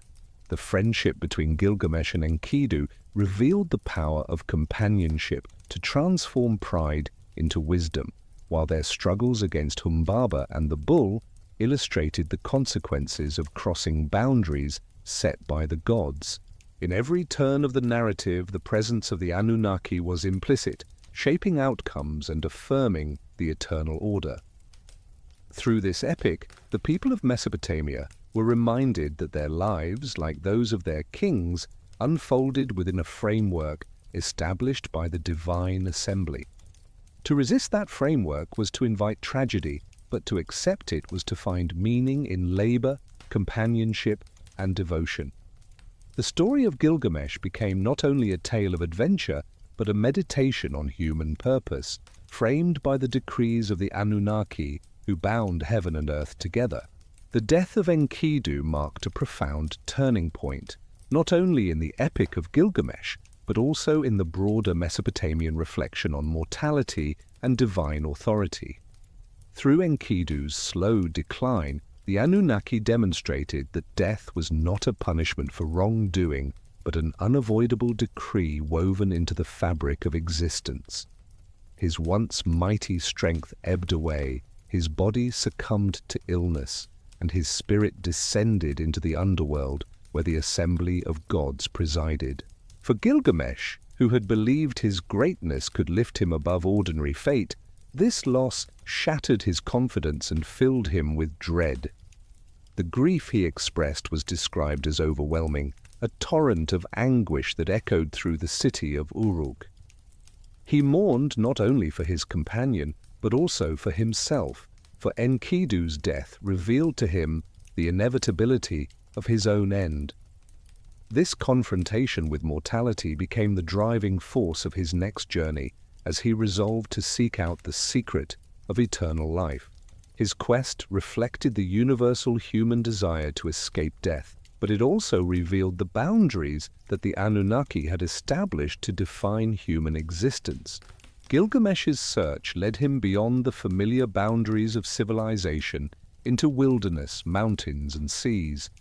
Each step carried him further from the ordered world of Uruk and deeper into the realm of myth. Along the way, he encountered beings who reminded him of the decrees of the gods. Siduri, the tavern keeper at the edge of the world, counseled him to abandon his search and embrace life's fleeting joys. Her words reflected the wisdom of the Anunnaki's design, that mortals were not meant for eternity, but for moments of labor, love, and devotion. Yet Gilgamesh pressed onward, unwilling to surrender his hope. His journey culminated in his meeting with Utnapishtim, the survivor of the Great Flood. Utnapishtim's story, echoing the Atrahasis narrative, revealed how he had been granted immortality as a singular exception by the gods. He recounted how Enki had warned him of the flood, guiding him to build a vessel to preserve life. When the waters receded, the assembly of the Anunnaki regretted their harshness, and Utnapishtim was granted eternal life as a symbol of divine mercy. Yet he also explained to Gilgamesh that such a gift was unique, not to be repeated. Immortality was a burden as much as a blessing, and it was not intended for all. Through this encounter, Gilgamesh came to understand that death was an essential part of the human condition. The Anunnaki had decreed mortality as a boundary, ensuring that life was shaped by urgency, creativity, and renewal. To erase death would be to erase meaning, for without endings there could be no value in beginnings. Utnapishtim's immortality, rather than inspiring envy, stood as a reminder of the isolation and sorrow that accompanied separation from the cycle of human existence. Despite this revelation, Gilgamesh continued to hope for some way to transcend his fate. Utnapishtim tested him, challenging him to resist sleep, but the king succumbed, showing that even in small measures, human frailty could not be denied. Later, Gilgamesh was offered a plant of rejuvenation, a fleeting chance to restore youth, but even this gift was stolen by a serpent before he could carry it home. These disappointments illustrated that the decrees of the Anunnaki were absolute. No mortal could escape the limits they had set. Yet Gilgamesh's failure did not end in despair. When he returned to Uruk and gazed upon its massive walls, he recognized that his true legacy lay not in defying death, but in building and sustaining civilization. His works, his people, and his stories would outlast him, carrying his name into memory even as his body perished. In this acceptance, he discovered the wisdom hidden within the decrees of the Anunnaki. Mortality was not a curse, but a frame within which human achievement and devotion gained meaning. The story of Gilgamesh's quest thus became a profound meditation on the human condition. It reminded listeners that even the greatest kings could not defy the decrees of the gods, that immortality was reserved for the divine, and that mortality was the defining truth of human existence. Yet within this truth lay dignity, for the life granted by the Anunnaki was rich with purpose, creativity, and the possibility of enduring legacy. Through the epic, the people of Mesopotamia were taught to see their lives as meaningful, not in spite of mortality, but because of it. The decrees of the Anunnaki gave structure to existence, shaping the limits within which humans could labor, love, worship, and remember. To accept those limits was to live in harmony with the cosmos, a harmony sustained by the eternal assembly of gods who bound heaven and earth together in unyielding balance. The wisdom gained by Gilgamesh through his long journey reflected a truth that permeated Mesopotamian belief. The decrees of the Anunnaki were not meant to be overturned, but to be understood and accepted. Mortality was not an accident but an essential part of the cosmic balance, a limit that shaped the rhythm of human life. Within that limit, mortals found meaning in their labors, in their devotion, and in the legacies they left behind. The Anunnaki had designed humanity to serve and to sustain the gods, yet in doing so, they had also granted the gift of awareness, allowing people to contemplate their place in the universe. The rituals of daily life constantly reinforced this lesson. In homes, families offered food and drink to household gods, linking their private lives to the wider assembly of deities. In temples, priests performed elaborate ceremonies to honor the Anunnaki, ensuring that their decrees were acknowledged in every season. Festivals dramatized myths of creation, flood, and kingship, reminding the people that their world rested upon the decisions of the divine council. These acts of devotion were not optional but necessary, for without them the balance of heaven and earth could falter. Law also carried the imprint of divine order. In codes preserved on stone and clay, justice was always framed as descending from the gods. The Anunnaki were not indifferent to human affairs. They demanded fairness, protection for the weak, and accountability from rulers. To act unjustly was to invite chaos, for it disrupted the balance that the assembly maintained. Judges and kings alike invoked the gods in their decrees, presenting themselves as instruments of divine will. In this way, society itself was structured as a reflection of the cosmic order, upheld by the Anunnaki. The agricultural cycle provided another arena in which their presence was felt. The Tigris and Euphrates rivers, with their unpredictable floods, were seen as extensions of divine power. Successful harvests depended not only on human skill, but on the favor of the gods. Rituals sought to appease the Anunnaki who governed fertility, ensuring that fields would yield abundance and herds would multiply. When crops failed, people turned to prayers and sacrifices, interpreting disaster as a sign of divine displeasure. In this way, the Anunnaki were seen as active participants in the sustenance of life, their decrees woven into the very soil. Art and symbolism carried these truths into visual form. Cylinder seals and carved stelae showed mortals bringing offerings to seated deities, often portrayed in groups to suggest the assembly of the Anunnaki. Horned crowns, flowing robes, and dignified postures emphasized their majesty, while scenes of councils reinforced the idea that decisions were made collectively. These images were not mere decoration, but theological statements, visible reminders of the structure of existence. To carry a seal bearing such imagery was to declare one's submission to the decrees of the gods. The memory of myths shaped cultural identity across generations. Tales of creation, of Enki's wisdom, of floods that reshaped the world, and of kings who sought but failed to overcome mortality were told and retold. Each story reaffirmed the same truths, that humanity was created with purpose, that the Anunnaki governed through balance and deliberation, and that mortality gave meaning to existence. Children grew up hearing these stories, priests recited them in rituals, and scribes etched them into tablets, ensuring that the wisdom of the assembly endured. The persistence of these beliefs through centuries of political change reflected their deep resonance.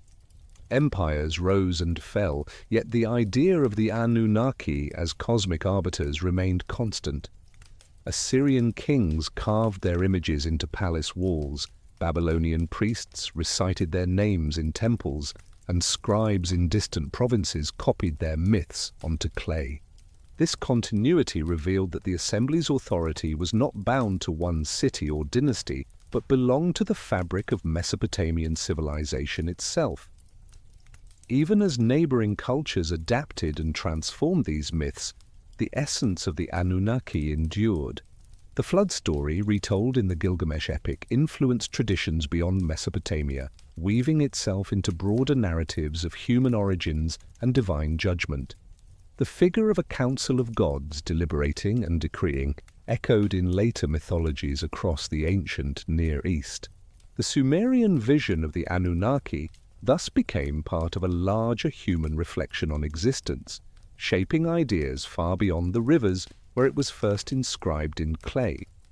Through ritual, law, agriculture, art, and myth, the Anunnaki's presence was a constant reality for the people of Mesopotamia.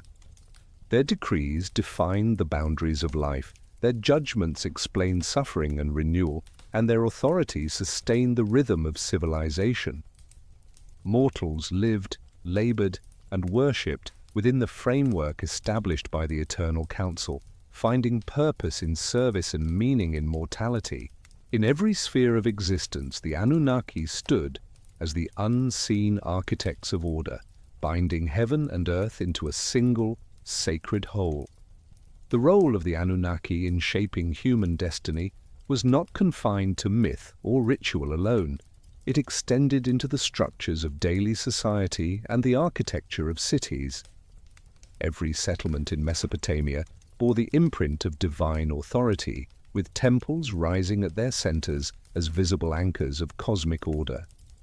These sacred complexes were not only places of worship, but hubs of administration, economy, and community life. To walk through their courtyards was to step into a space where heaven and earth converged, where the decrees of the Anunnaki were enacted in stone, clay, and ritual. The ziggurat towering above the city symbolized this meeting of realms. Its ascending terraces were imagined as a stairway between the mortal world and the heavens, a place where priests could commune with the divine. Each level represented a step closer to the domain of the gods, with the temple at the summit reserved for their presence. To the people gazing from below, the ziggurat was a constant reminder that their lives unfolded under the authority of the Anunnaki. The structure itself embodied the theological principle that existence was layered, with mortals below and gods above, bound together by sacred architecture. Life within these temple precincts was governed by ritual precision. Priests rose before dawn to perform offerings presenting bread, water, incense, and sacrificial animals to honor the gods. Each act followed strict formulas, for it was believed that the balance of heaven and earth depended upon proper performance. Even the preparation of food for the gods was carried out with care, reinforcing the idea that mortals were stewards created to serve. The Anunnaki, though unseen, were thought to receive these offerings, their favor reflected in prosperous harvests, successful trade, and protection from enemies. The organization of labor also mirrored divine order. Farmers tilled fields designated for temple support, craftsmen fashioned ritual objects, and scribes recorded inventories of offerings. These tasks were not considered mere economic duties, but sacred obligations, fulfilling humanity's role in the covenant established at creation. Through their work, people sustained the temples, and through the temples, they sustained the Anunnaki. This cycle of service was at the heart of Mesopotamian civilization, binding ordinary labor to cosmic significance. Festivals intensified this relationship, transforming entire cities into stages for the reenactment of myth. During the New Year festival, statues of gods were paraded through streets, accompanied by hymns recounting their deeds. The king, representing humanity, submitted to ritual humiliation before being restored to his throne, symbolizing the dependence of mortal power on divine will. Crowds watched as priests dramatized cosmic battles and renewals, reminding them that their lives were part of a larger story governed by the Anunnaki. These celebrations united communities in shared devotion, reinforcing the bonds between mortals, rulers, and gods. The visual arts deepened these truths. Cylinder seals depicted gods seated in council, mortals approaching them with offerings, and kings receiving symbols of authority. Reliefs carved into palace walls showed divine figures conferring favor upon rulers, or presiding over assemblies of deities. These images were more than decoration, they were theological expressions in visual form, teaching all who viewed them that the Anunnaki ruled over every sphere of life. To carry a seal marked with their images was to acknowledge their presence in contracts, prayers, and daily affairs. Even the rhythms of trade bore the mark of divine oversight. Merchants prayed to the gods before embarking on journeys, seeking protection for caravans and ships. Contracts often invoked divine witnesses, with the Anunnaki called upon to punish dishonesty or neglect. Through these practices, commerce itself was integrated into the sacred order, ensuring that human exchange reflected the justice and balance decreed by the gods. In every interaction, the unseen authority of the assembly was invoked as guarantor of fairness and stability. The presence of the Anunnaki in these aspects of daily life reinforced the inseparability of religion and society. Mortals did not distinguish between sacred and secular. To work, to trade, to farm, and to govern were all acts embedded within divine purpose. The assembly of gods was not distant from these tasks, but the very structure that gave them meaning. By acknowledging this structure, the people of Mesopotamia lived in harmony with the cosmos, trusting that the decrees of the Anunnaki ensured balance, even amid hardship. Through temples, festivals, law, and labor, the presence of the Anunnaki was woven into the fabric of Mesopotamian life. They were the unseen rulers whose decrees upheld creation, the judges whose decisions shaped destiny, and the patrons whose favor sustained prosperity. To live under their authority was to inhabit a world that was at once fragile and ordered, a world where every task, no matter how humble, echoed the cosmic covenant between gods and men. The vision of the Anunnaki as cosmic arbiters reached into every layer of Mesopotamian culture, but perhaps most striking was how their presence influenced ideas of justice and morality. The people of Sumer, Akkad, Babylon, and Assyria understood that the decrees of the gods did not only govern rivers, harvests, and the fate of kings, but also the ways humans treated one another.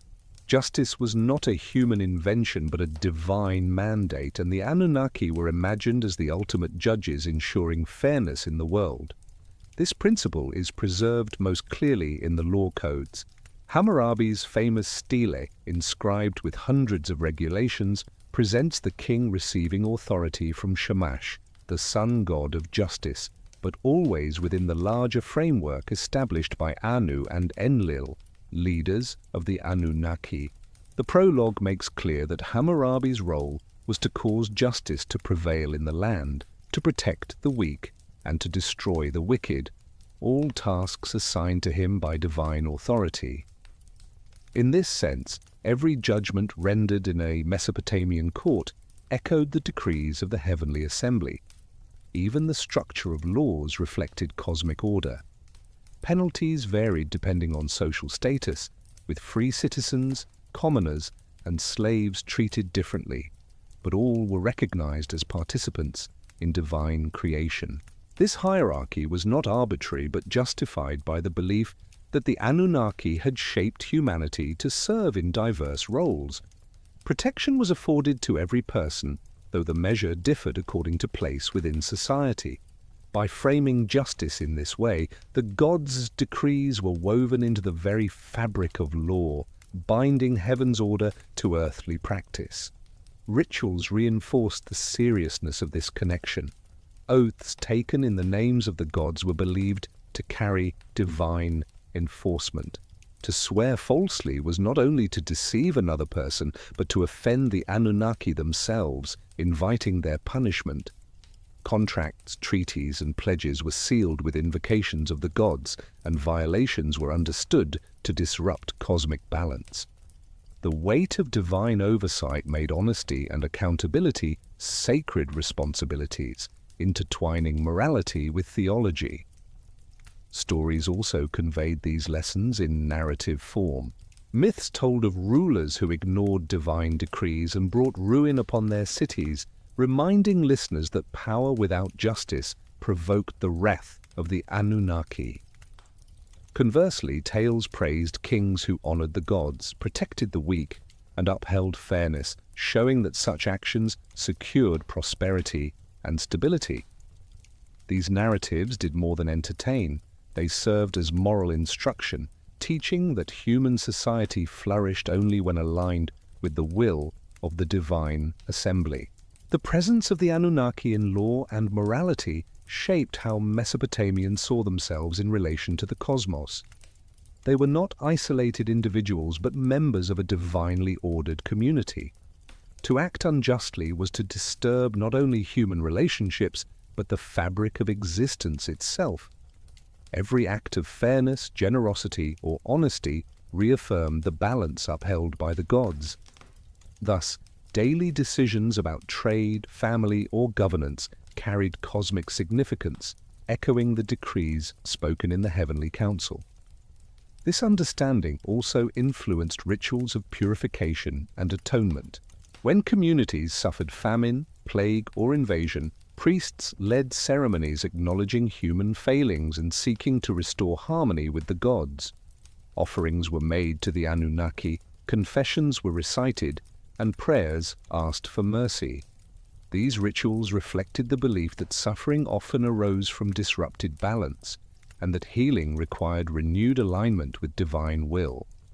The Anunnaki were seen not as cruel overseers, but as guardians of order, willing to restore peace when mortals acknowledged their faults. Even the design of temples reflected these truths. The great sanctuaries were not only places of worship, but centers of law and administration. Disputes could be settled within temple courts, where judges invoked the names of the gods in their rulings. By placing legal authority within sacred spaces, Mesopotamians affirmed that justice was inseparable from worship, both flowing from the decrees of the Anunnaki. The architecture itself embodied the union of law and religion, a union that defined Mesopotamian society. Through these structures of law, ritual, and morality, the presence of the Anunnaki was not distant or abstract, but immediate and practical. They were imagined as judges presiding over every decision, ensuring that justice reflected cosmic balance. To live with honesty, fairness, and devotion was to live in harmony with the eternal decrees of the assembly. To act otherwise was to invite chaos, suffering, and divine judgment. In this way, the Anunnaki were not only creators and rulers, but guardians of justice, weaving morality into the very order of the cosmos. Their decrees gave meaning to law, legitimacy to rulers, and purpose to the lives of ordinary people. For the Mesopotamians, to live justly was to live in harmony with the universe, upheld by the unseen assembly that bound heaven and earth together. The authority of the Anunnaki also extended deeply into the realms of fertility, reproduction, and the continuation of life. In Mesopotamian thought, the balance of the cosmos depended not only on justice and kingship, but on the renewal of species and the flourishing of families. Deities, such as Ninhursag, embodied this dimension of divine responsibility, serving as the mother of gods and humans alike.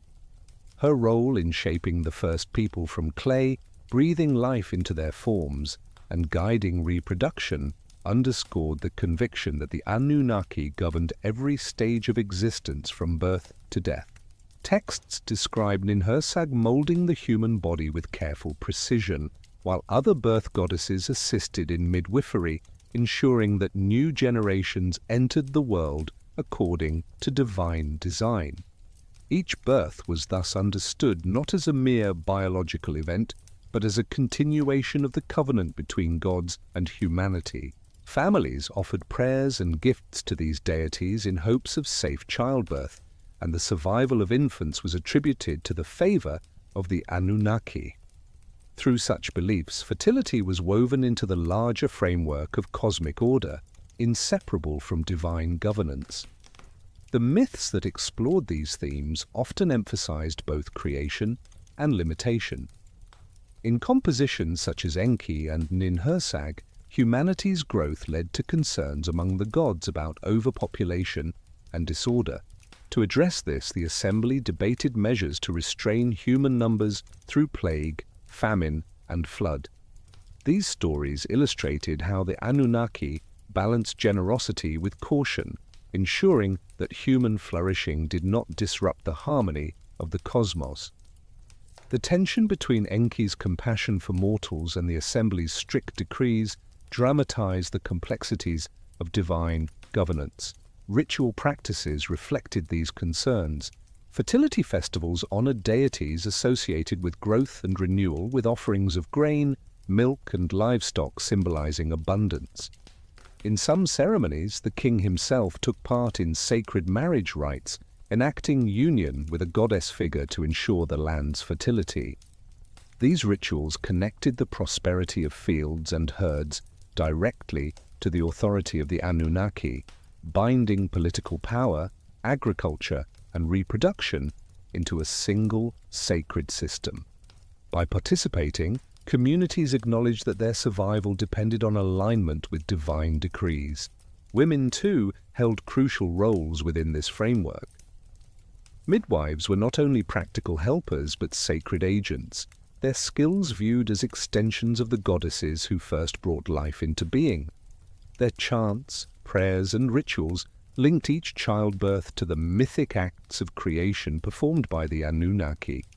In this way, ordinary experiences of family life were infused with cosmic meaning, reminding every household that they participated in the eternal work of sustaining humanity as decreed by the gods.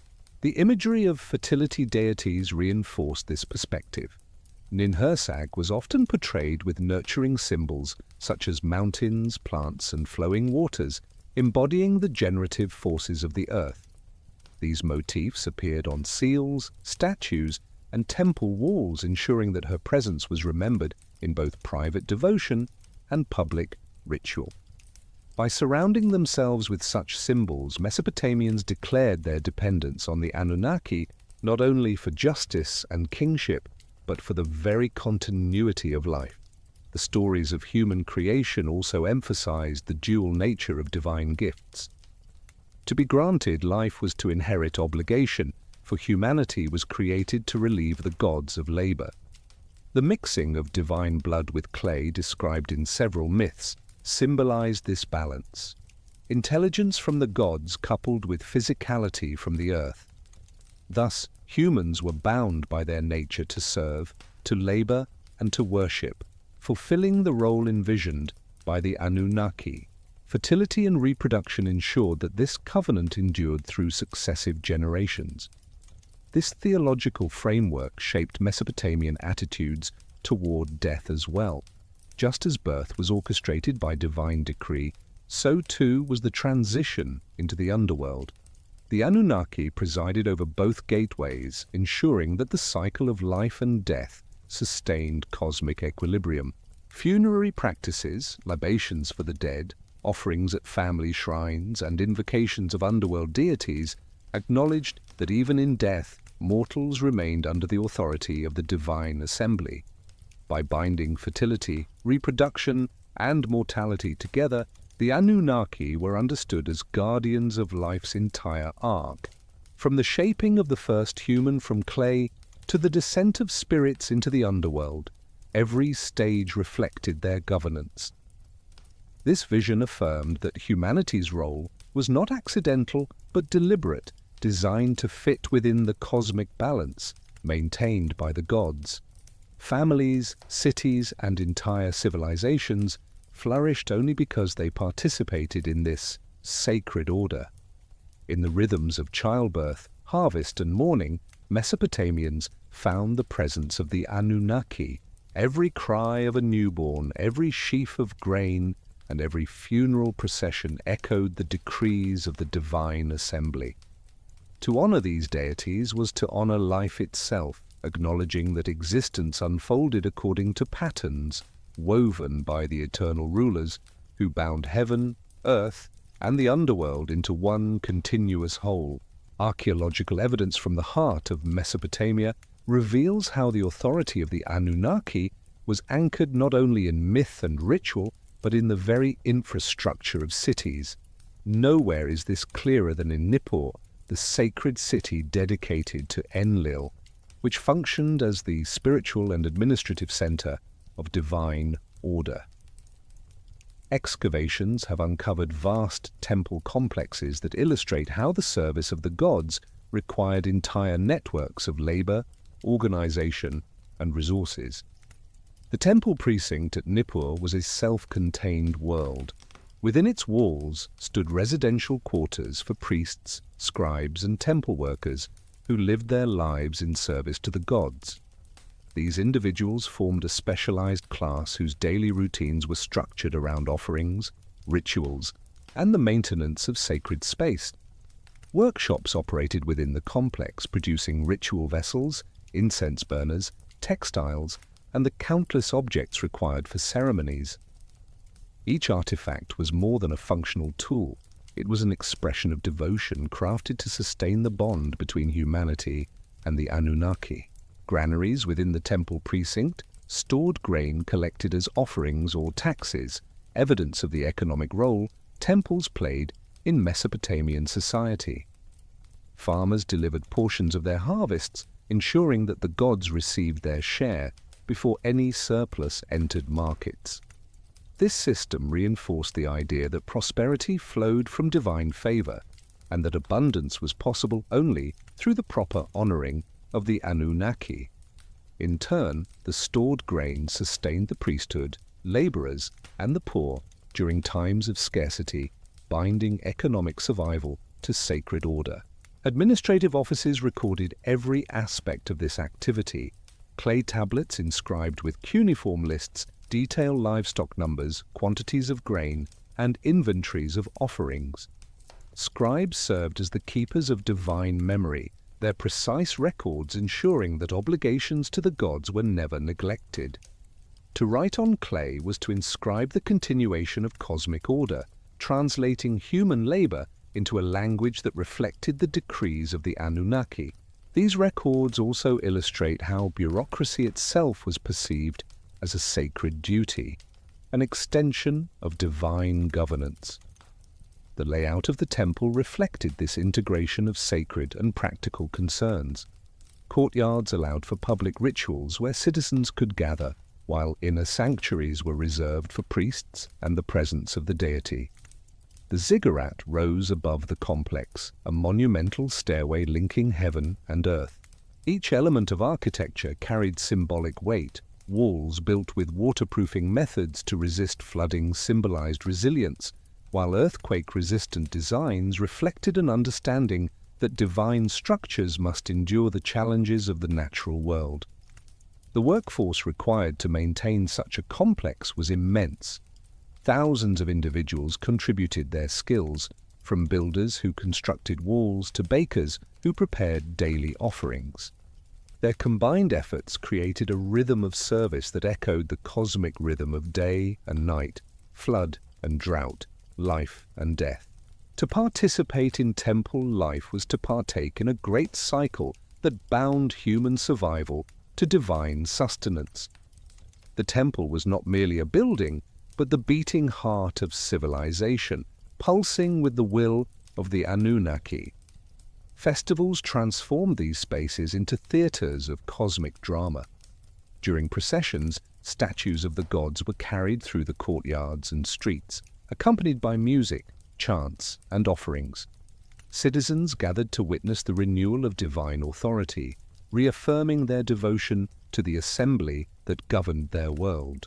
The grandeur of these events was a collective experience, reminding everyone from rulers to farmers that they lived under the same eternal order. Through spectacle and ceremony, the authority of the Anunnaki was made visible and unforgettable. The integration of economy, politics, and religion within temple complexes demonstrates the inseparability of divine and human concerns. By sustaining temples, people sustained their connection to the gods, ensuring fertility, protection, and justice. The physical remains of these complexes, foundations, storage rooms, archives, testify to the immense effort devoted to this purpose. Every brick and inscription embodies a society oriented toward the Anunnaki, expressing the conviction that life could only flourish when aligned with divine will. For the Mesopotamians, Nippur and its temples symbolized more than religious devotion. They embodied the structure of the universe itself. The city was imagined as a center where heaven, earth, and the underworld converged, a place where the decrees of the gods were transmitted to mortals. To live in its shadow was to live in constant awareness of the divine assembly, whose decisions shaped every harvest, every birth, and every act of justice. The archaeological remains confirm what texts describe, that the Anunnaki were not distant abstractions but immediate presences woven into daily survival. Thus, through the architecture of temples, the labor of thousands, and the meticulous work of scribes, the authority of the Anunnaki was made manifest in stone, clay, and ritual. To step into the precinct of Nippur was to enter a world where every detail reflected the will of the gods, where human existence was inseparable from cosmic order. It was in these spaces that the Anunnaki's rule over humanity was most tangible, embodied in the rhythms of worship, economy, and community life. The figure of Inanna, also known as Ishtar, reveals how the Anunnaki embodied both harmony and contradiction, for she was at once a goddess of fertility and a goddess of war. Her dual nature captured the complexity of life itself, which could nurture with abundance or destroy with violence. Within the pantheon, she stood as a force that demanded recognition and respect, her energies needing careful direction through ritual and devotion. To ignore her was to risk chaos, for her blessings could swiftly transform into fury if neglected.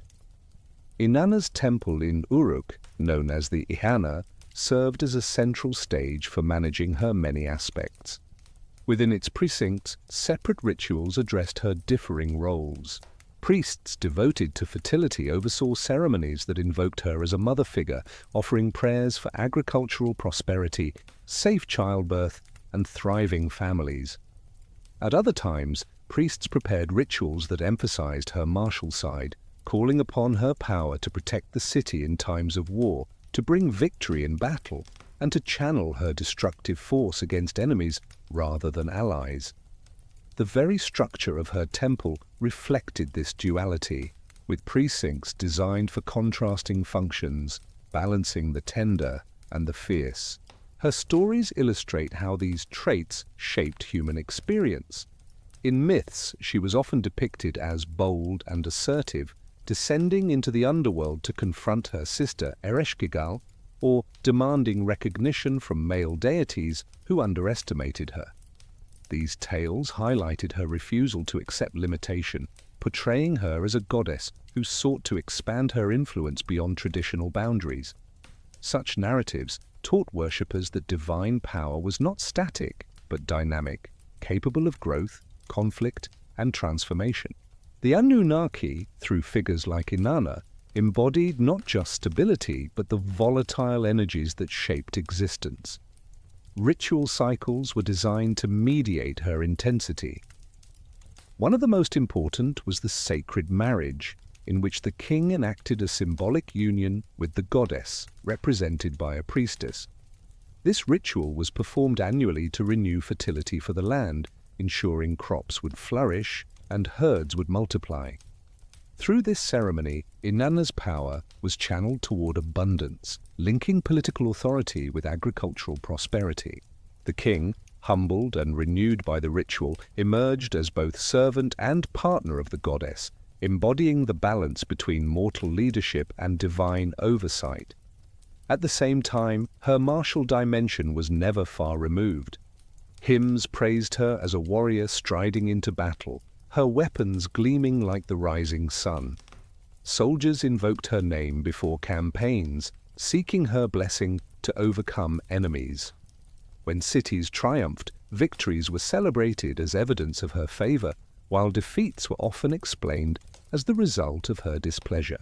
Thus, her unpredictable nature served as a reminder that devotion was essential. To win her favor was to secure life itself, but to neglect her was to invite devastation. In art, Inanna's imagery reflected this duality. On cylinder seals, she sometimes appears flanked by lions, symbols of her fierce power, while at other times she is shown holding bundles of reeds and grains, signs of her fertility. The horns of divinity crown her head, while her garments range from flowing robes to armor-like attire, each detail conveying her many aspects. Worshippers encountering these images would see not contradiction, but completeness, for in her was contained both the nurturing and destructive forces of the cosmos. The festivals dedicated to Inanna were among the most vibrant in Mesopotamia. Processions carried her statues through the streets, accompanied by musicians, dancers, and offerings of flowers and fruit. Songs recounted her mythic deeds, dramatizing her journeys, her battles, and her triumphs. Citizens participated in these rituals not as passive observers but as members of a community bound together under her protection. These celebrations unified the people in shared devotion, giving them both joy and caution, reminding them of the power they depended upon yet could never fully control. The political dimension of her worship was equally profound. Kings associated themselves with Inanna to legitimize their reigns, portraying themselves as chosen companions of the goddess. To rule with her blessing was to command not only armies, but also fertility, prosperity, and divine approval. In this way, her cult reinforced the inseparability of religion and politics, showing that the survival of the state depended on harmony with the gods, and particularly with the volatile energy of Inanna. Her dual nature also reflected deeper truths about the cosmos itself. Just as the natural world could bring both harvest and famine, calm and storm, life and death, so too did the goddess embody the paradoxes of existence. By honoring both sides of her, Mesopotamians acknowledged the full spectrum of reality, recognizing that harmony required not the elimination of conflict, but the balance of opposites. The Anunnaki were not forces of simple order but dynamic powers, and Inanna revealed this truth in her very being. Through Inanna's presence, the people of Mesopotamia understood that divine authority encompassed every possibility: creation and destruction, love and war, nurturing and discipline. Her worship expressed the conviction that life could not be reduced to a single aspect, but was instead a tapestry of interwoven forces, each demanding attention and respect. By channeling her power through ritual, myth, and devotion, mortals sought to live within the flow of her duality, finding stability in the embrace of a goddess who embodied the vast complexity of the cosmos. The sacred marriage ritual stood as one of the most profound expressions of the relationship between mortals and the divine, a ceremony that symbolized the renewal of life itself. At its core, it dramatized the union between the goddess Inanna and a mortal king, reflecting the belief that fertility, abundance, and stability flowed from the harmony between heaven and earth. This ritual was more than symbolic. It was understood as an actual enactment of cosmic renewal, ensuring that the land would flourish and society would prosper under the blessing of the Anunnaki. The king's role in this rite was both exalted and humbling. He entered the temple precincts not as an independent ruler, but as a chosen partner of the goddess, embodying humanity's submission to divine authority.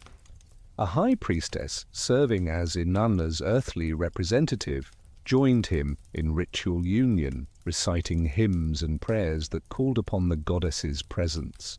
This symbolic marriage reaffirmed the covenant between the gods and mortals, binding political authority to cosmic order. Without such renewal, rulers risked losing legitimacy, for the people believed prosperity depended upon the goddess's favor. The ceremony unfolded with careful precision, following liturgical sequences designed to mirror the rhythm of the cosmos. Sacred songs recounted Inanna's beauty and power, praising her as the source of fertility and abundance. Ritual meals were prepared, libations poured, and incense burned, creating an atmosphere that blurred the boundary between mortal space and divine presence. As the king embraced his role in the ritual, he became the mediator between the people and the Anunnaki, ensuring that their needs were presented to the gods and that the gods' blessings were returned to the people. The impact of the sacred marriage extended far beyond the temple walls. Fields, orchards, and herds were believed to receive new vitality as a result of the ceremony. Farmers looked to the ritual as assurance that their labor would yield harvests, while families saw it as protection for childbirth and household well-being. The ritual's effects rippled outward, linking agricultural cycles, political authority, and cosmic order into one seamless whole. In this way, the sacred marriage reinforced the belief that every aspect of life was rooted in the decrees of the Anunnaki. The hymns associated with the ritual revealed the depth of its meaning. Inanna was praised as the one who caused grain to grow, who filled rivers with fish, and who clothed the earth in abundance. The king was celebrated as her chosen companion, elevated not because of personal merit, but because he embodied the partnership between mortals and the gods. These songs, recited with solemnity and joy, reminded listeners that the prosperity of the land was inseparable from the divine human bond enacted in the temple. At the same time, the ritual underscored the vulnerability of kingship. The ruler's power was shown to depend entirely upon the goddess's blessing. Without her approval, he was nothing more than a mortal man, subject to the same frailties as his subject. By submitting to the sacred marriage, the king acknowledged that his authority was derivative, a reflection of the eternal order maintained by the Anunnaki. This acknowledgement reinforced humility, reminding rulers that their greatness stemmed from service, not domination. The sacred marriage also carried political significance. By participating, the king demonstrated to his people that he ruled with divine sanction.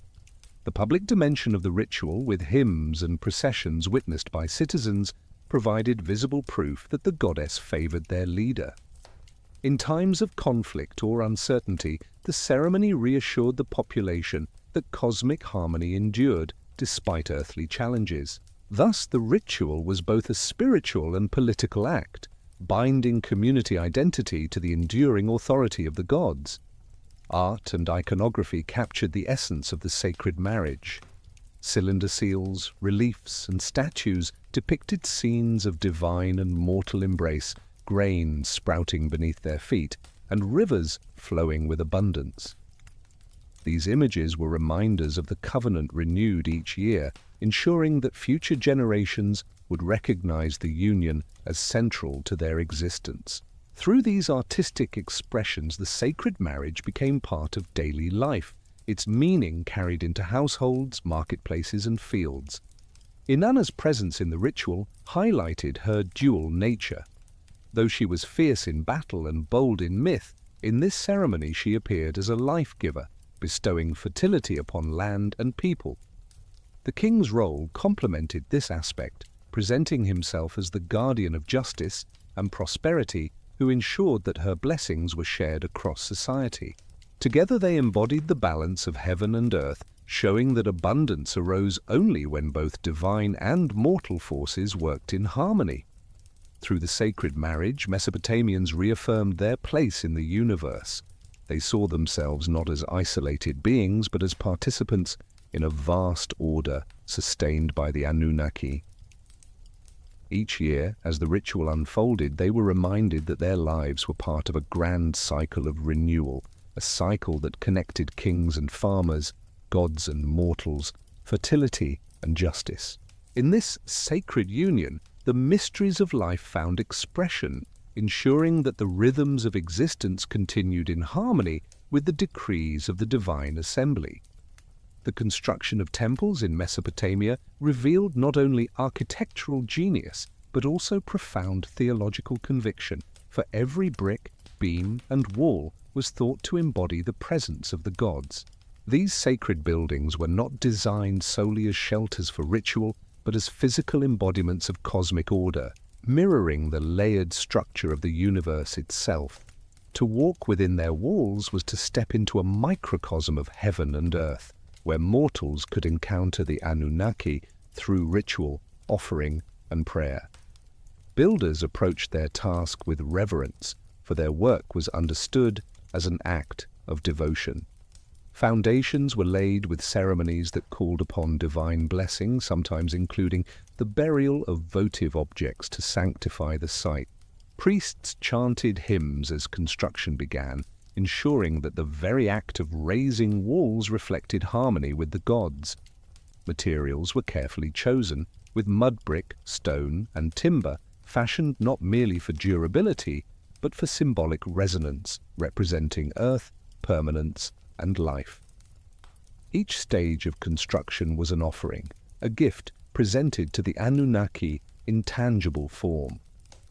One of the most remarkable achievements of Mesopotamian temple builders was their mastery of environmental challenges.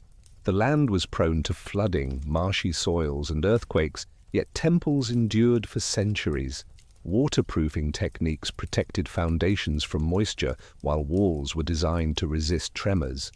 Massive buttresses provided stability, and drainage systems directed excess water away from sacred precincts.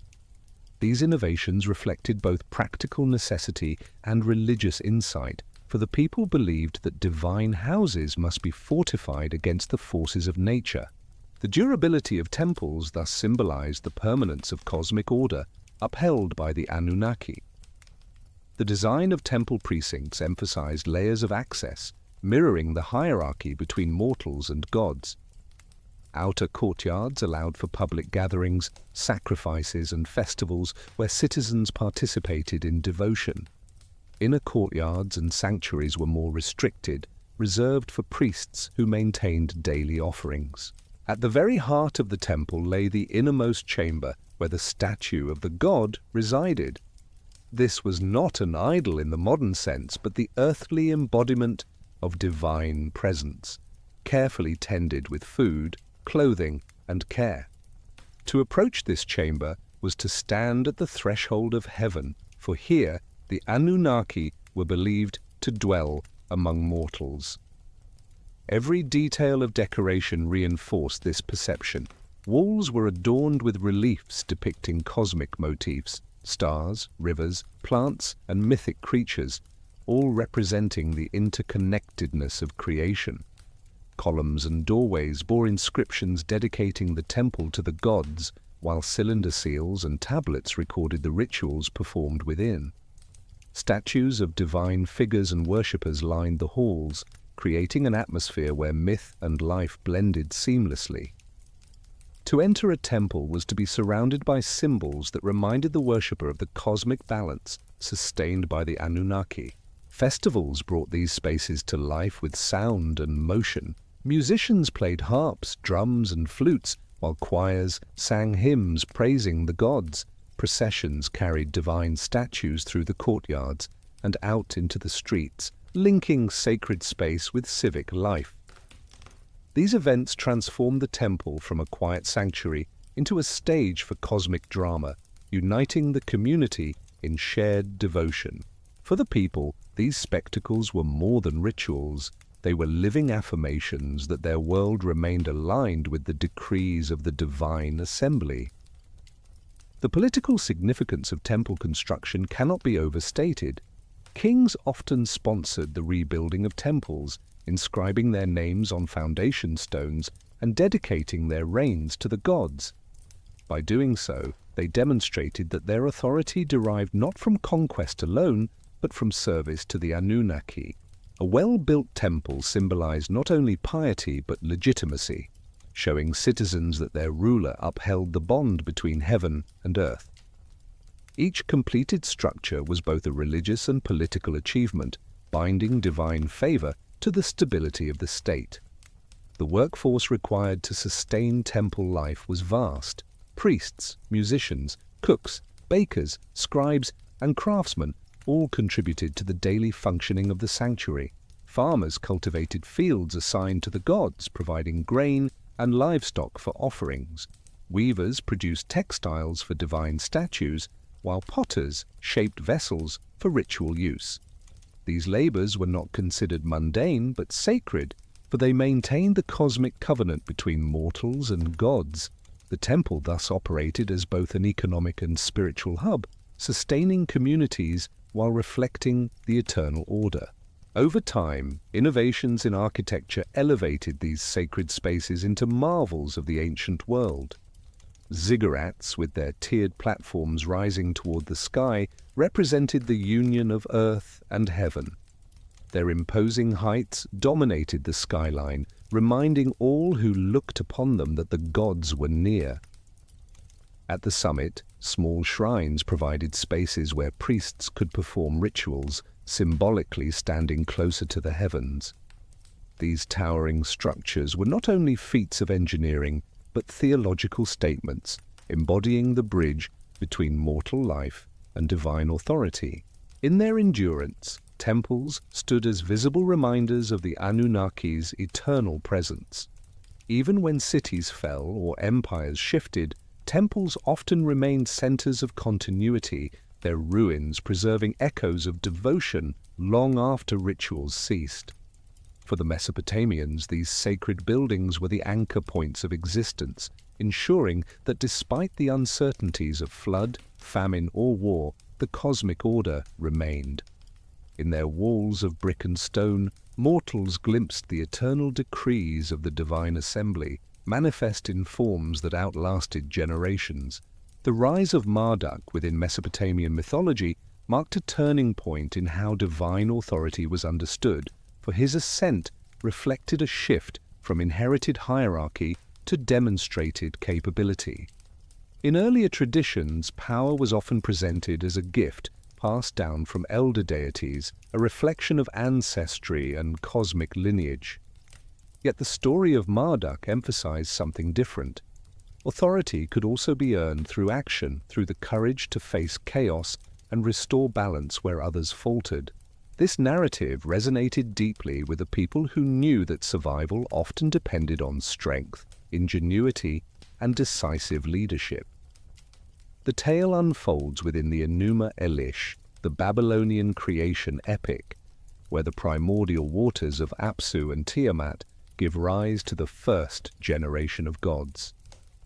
As conflict emerges between young and old, chaos threatens the very order of existence. Tiamat, embodying the untamed forces of the cosmos, raises an army of monstrous beings and appoints Kingu as her champion. Faced with destruction, the assembly of gods falters, uncertain who among them has the power to confront her. It is in this moment of fear and hesitation that Marduk rises, offering himself as champion if the assembly grants him supreme authority should he prevail. The agreement marked a new theological principle, legitimacy, born from achievement rather than tradition. The gods handed Marduk their destinies, pledging obedience if he could restore balance. Armed with a net, bow, and a great spear, Marduk confronted Tiamat in battle. The epic describes the encounter in vivid terms, winds filling her body like a sail, his arrows piercing her heart, and her monstrous form collapsing into silence. From her divided body, Marduk fashioned the heavens and the earth, creating structure out of chaos. By his act he became not only a warrior, but a creator, reshaping the cosmos with decisive authority. This victory redefined the role of leadership among the gods. Marduk's rise demonstrated that cosmic kingship required more than lineage. It required the ability to act with courage and effectiveness when order was threatened. In granting him supremacy, the gods acknowledged that legitimacy flows from deeds, a principle that would resonate in Babylonian political ideology. Kings on earth reflected this model, presenting themselves as protectors who proved their right to rule through military success, wise governance, and the restoration of order. The theological implications of Marduk's ascent were profound. By defeating Tiamat, he was not only a warrior, but a shaper of destiny, controlling the tablet of fates and determining the course of existence. His authority encompassed the heavens, the earth, and the underworld, uniting the realms under a single will. Rituals honoring him, particularly during the New Year festival, celebrated this central truth, that Marduk had transformed chaos into creation, and that by his strength all life endured. The Anunnaki themselves were depicted as submitting to his authority, acknowledging the permanence of his kingship. Art and ritual reinforced this narrative. Statues and reliefs portrayed Marduk holding his weapons, standing over defeated monsters, symbols of his triumph over chaos. Temples dedicated to him became centers of devotion, with priests reciting the Enuma Elish to remind worshippers of his role in establishing the world they inhabited. Through these practices, the memory of his victory was renewed each year, ensuring that his supremacy remained fresh in the minds of mortals and gods alike. The political power of this myth was immense. As Babylon grew in prominence, rulers invoked Marduk's name to legitimize their authority, presenting themselves as chosen guardians of his order.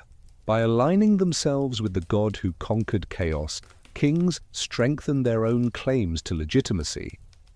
Just as the Anunnaki recognized Marduk's supremacy after his victory, so too did the people of Babylon acknowledge their rulers as rightful leaders when they demonstrated success in war and governance. The symbolism of Tiamat's defeat also resonated in daily life.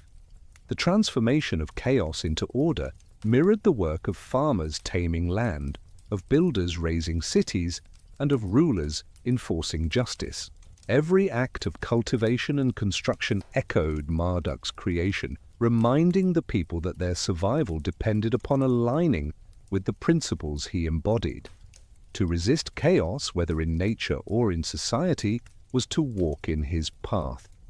Through Marduk's rise, the Mesopotamians expressed a profound truth. Authority was not static, but dynamic, born from the ability to act in moments of crisis.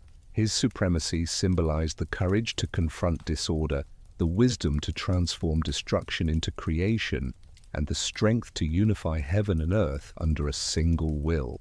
The gods themselves had chosen him not for his ancestry, but for his deeds, a decision that redefined the meaning of kingship both in heaven and on earth. The triumph of Marduk and the establishment of his supremacy were not confined to myth alone, but found expression in the very architecture and ceremonial life of Babylon. The Ishtar Gate, one of the most iconic monuments of the ancient world, stood as a tangible manifestation of divine authority, combining artistry, theology, and politics into a single grand statement.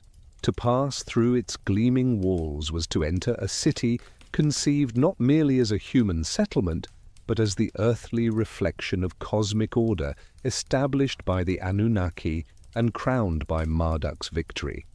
The gate itself was constructed of glazed blue bricks, their brilliant hue evoking the heavens above. Reliefs of lions, dragons, and bulls marched across its surface in orderly procession, each creature carrying symbolic weight. The lion represented the goddess Ishtar, fierce in love and war. The bull embodied Adad, the storm god, and the dragon, known as Mushushu, symbolized Marduk himself. These images proclaimed the unity of divine forces under Marduk's supremacy, visually reminding all who entered the city that Babylon's authority was sanctioned by the gods. The processional way extended from the gate, lined with decorated walls that guided pilgrims and citizens alike toward the heart of the city. During festivals, particularly the New Year celebration, statues of the gods were carried along this road in magnificent procession. The people gathered in awe as priests, musicians, and officials accompanied the divine images, reenacting the cosmic order that had been established in myth. These processions were not mere civic displays, they were theological affirmations that Babylon stood at the center of the universe, upheld by the decrees of the Anunnaki and crowned by Marduk's kingship. The Akitu festival, celebrated at the turn of the year, embodied these truths most vividly. Over 12 days, rituals recounted the Enuma Elish, dramatizing Marduk's battle with Tiamat and the renewal of creation.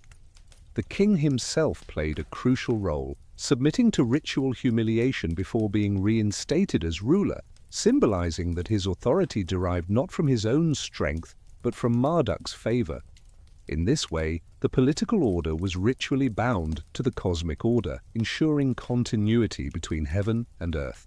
Within the sacred precinct of Esagila, Marduk's great temple, these ceremonies reached their climax.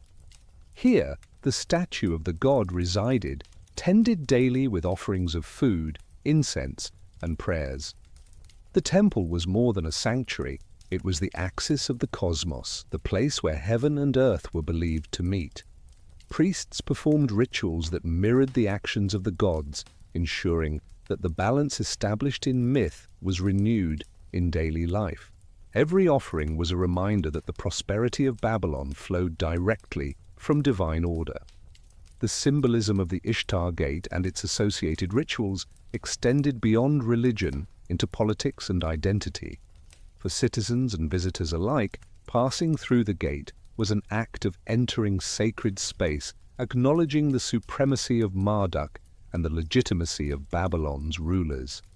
Foreign envoys, traders, and pilgrims who entered the city were confronted with a visual theology that proclaimed Babylon's preeminence.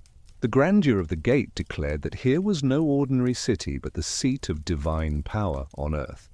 Artisans who crafted the glazed bricks and reliefs participated in this cosmic vision. Their work was not mere decoration, but an act of devotion, embedding theological truths into the very fabric of the city. Each dragon, lion, and bull bore meaning, serving as a reminder of the god's presence in civic life. The brilliance of the blue tiles reflected the sky, making the walls themselves seem touched by divinity. To see the gate was to glimpse eternity, a tangible link between mortal life and divine order. The integration of art, architecture, and ritual demonstrated how deeply the Mesopotamians understood the unity of all aspects of existence. Political power, religious devotion, artistic creativity, and cosmic theology were not separate realms but parts of a seamless whole. The Ishtar Gate stood as both a physical entrance and a spiritual threshold, guiding those who passed through it into a city that embodied the balance of the cosmos. Through these monuments and rituals, the victory of Marduk over chaos was renewed in every generation. The people of Babylon lived within a sacred narrative made visible in brick and stone, enacted in festivals, and reinforced through political authority. Their city was not simply a place of residence, but a reflection of divine will, where the decrees of the Anunnaki were given enduring form. In the glow of the Ishtar Gate's blue tiles and the grandeur of the Akitu procession, mortals experienced the living presence of the gods. Every year, as hymns rose and statues passed through the streets, they were reminded that their lives unfolded under the protection of the Anunnaki, and above all, under the supreme authority of Marduk, who had once turned chaos into creation and who continued to uphold the order of heaven and earth. The preservation of Mesopotamian tradition reached one of its greatest achievements in the reign of Ashurbanipal, whose royal library at Nineveh sought to gather and standardize the vast body of texts that carried the wisdom of the Anunnaki.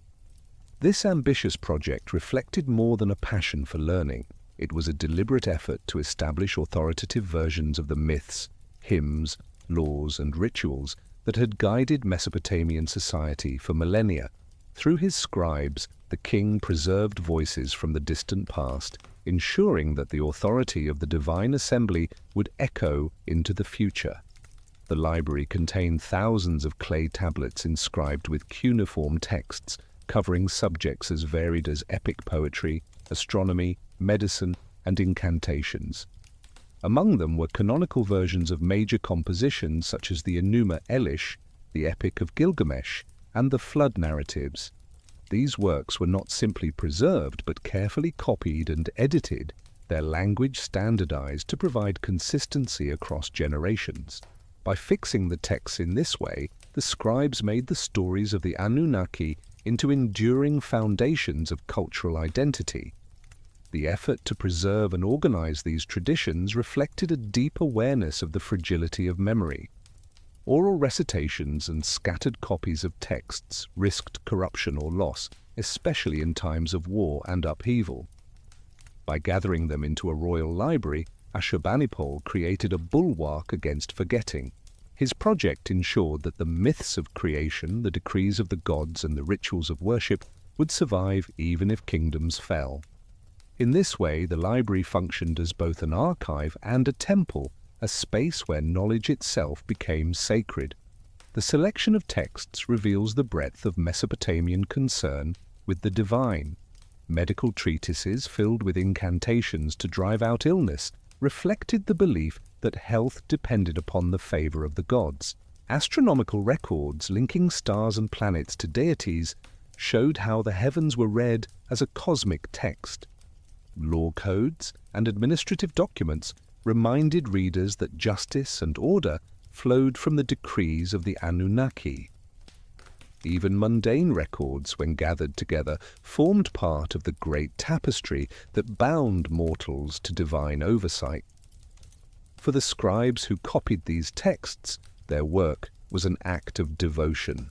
To inscribe the names of the gods on clay was to participate in the eternal order, ensuring that the decrees of the Anunnaki were remembered and respected. Each stylus stroke was a prayer, each completed tablet a gift to the divine. The library was not only a repository of knowledge but a living embodiment of cosmic truth, built upon the labor of those who believed their writing preserved the very structure of reality. The organization of the library reflected this sacred purpose.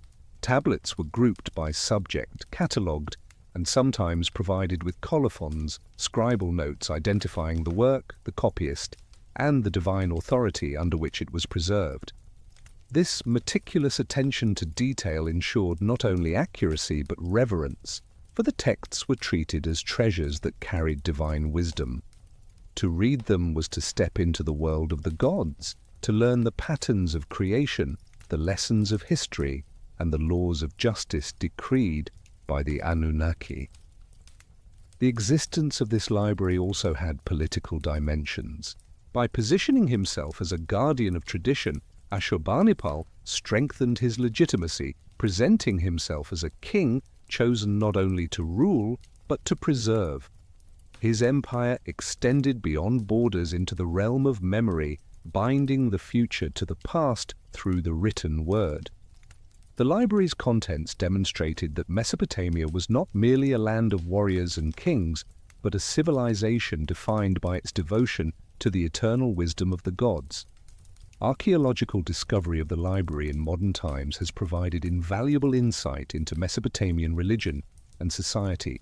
Fragments of tablets recovered from Nineveh revealed the depth of theological reflection, the sophistication of ritual, and the enduring centrality of the Anunnaki in shaping human destiny. These texts continue to speak, offering glimpses into how the ancients understood their world, how they sought to honor the gods, and how they preserved the balance between heaven and earth. Through the preservation of myth, law, and ritual, Ashurbanipal's library became an enduring testament to the devotion of a people to their gods. It reflected the conviction that knowledge itself was sacred, that to remember the decrees of the Anunnaki was to maintain harmony with the cosmos. Even as empires rose and fell, the words etched in clay endured, carrying forward the eternal truths of creation, justice, and divine authority. In the careful strokes of scribes, in the ordered shelves of tablets, and in the vision of a king who sought to preserve the wisdom of ages, the library of Ashurbanipal stood as one of humanity's greatest achievements. It was a monument not of stone but of memory, a temple of words where the voices of the Anunnaki continued to speak, guiding mortals in their eternal search for meaning within the vast order of existence. The integration of astronomy and theology in Mesopotamian thought revealed the profound ways the Anunnaki were understood to govern not only Earth, but also the heavens. To the people of Babylon and beyond, the night sky was not a realm of distant, indifferent stars, but a living map of divine presence. Every constellation, every wandering planet, and every eclipse carried meaning, interpreted as messages from the gods. By studying the heavens, scholars believed they were reading the decrees of the Anunnaki written across the firmament. Babylonian astronomers developed sophisticated systems for observing and recording celestial movements. They tracked the rising and setting of stars, the phases of the moon, and the paths of planets with meticulous precision, inscribing their findings on clay tablets that survive to this day. These records were not compiled as abstract science but as sacred texts, for the heavens were thought to mirror the cosmic order established by the gods. When Jupiter rose brightly in the night sky, it was associated with Marduk's supremacy. When Venus gleamed in the morning, it was linked to Inanna's radiance. In this way, celestial bodies became extensions of divine authority. The correspondence between gods and stars reinforced the idea that the Anunnaki governed all realms simultaneously. Just as they presided over cities, temples, and justice on earth, so too did they guide the rhythms of the heavens. Eclipses were read as warnings, alignments as affirmations, and comets as signs of divine intervention. Priests trained in the art of celestial divination stood as intermediaries, interpreting the will of the gods for kings and communities. Their insights guided decisions in matters of war, harvest, and governance, ensuring that human actions aligned with the larger cosmic order. The blending of astronomy and theology produced not only divination, but also calendars that shaped the rhythm of daily life. Agricultural seasons were tied to celestial cycles, with sowing and harvest determined by the stars. Festivals were aligned with lunar phases, ensuring that rituals unfolded at moments of cosmic significance.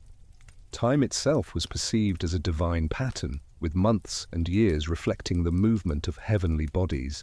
By structuring life around these cycles, the people lived in harmony with the decrees of the Anunnaki inscribed in the sky.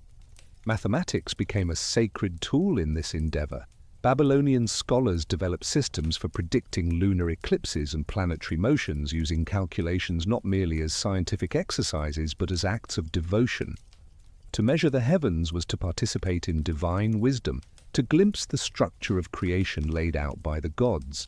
The precision of their records reveals not only intellectual brilliance but theological conviction, for accuracy was a form of reverence. Each number, written into a tablet, was part of a prayer to the eternal order. The connection between the Anunnaki and celestial phenomena was also expressed in myths. Stories described how the gods placed stars in the sky as markers, their positions reflecting victories, covenants, and decrees. The constellations were understood as cosmic images of divine figures, embodying their presence in a form visible to all. To gaze upward was to see not random lights, but the living memory of creation, preserved eternally as signs of divine authority. Temples often incorporated these celestial associations into their design. Roofs were open to the sky, altars aligned with rising stars, and ziggurats built to mirror the layered structure of the heavens. Priests climbed to the highest platforms to observe the stars, their rituals timed to coincide with celestial events. The architecture itself became a tool of astronomy, binding sacred space to cosmic patterns. In this way, the Anunnaki's governance extended seamlessly from the heavens above to the sanctuaries below. For kings, the integration of astronomy and theology provided powerful legitimacy.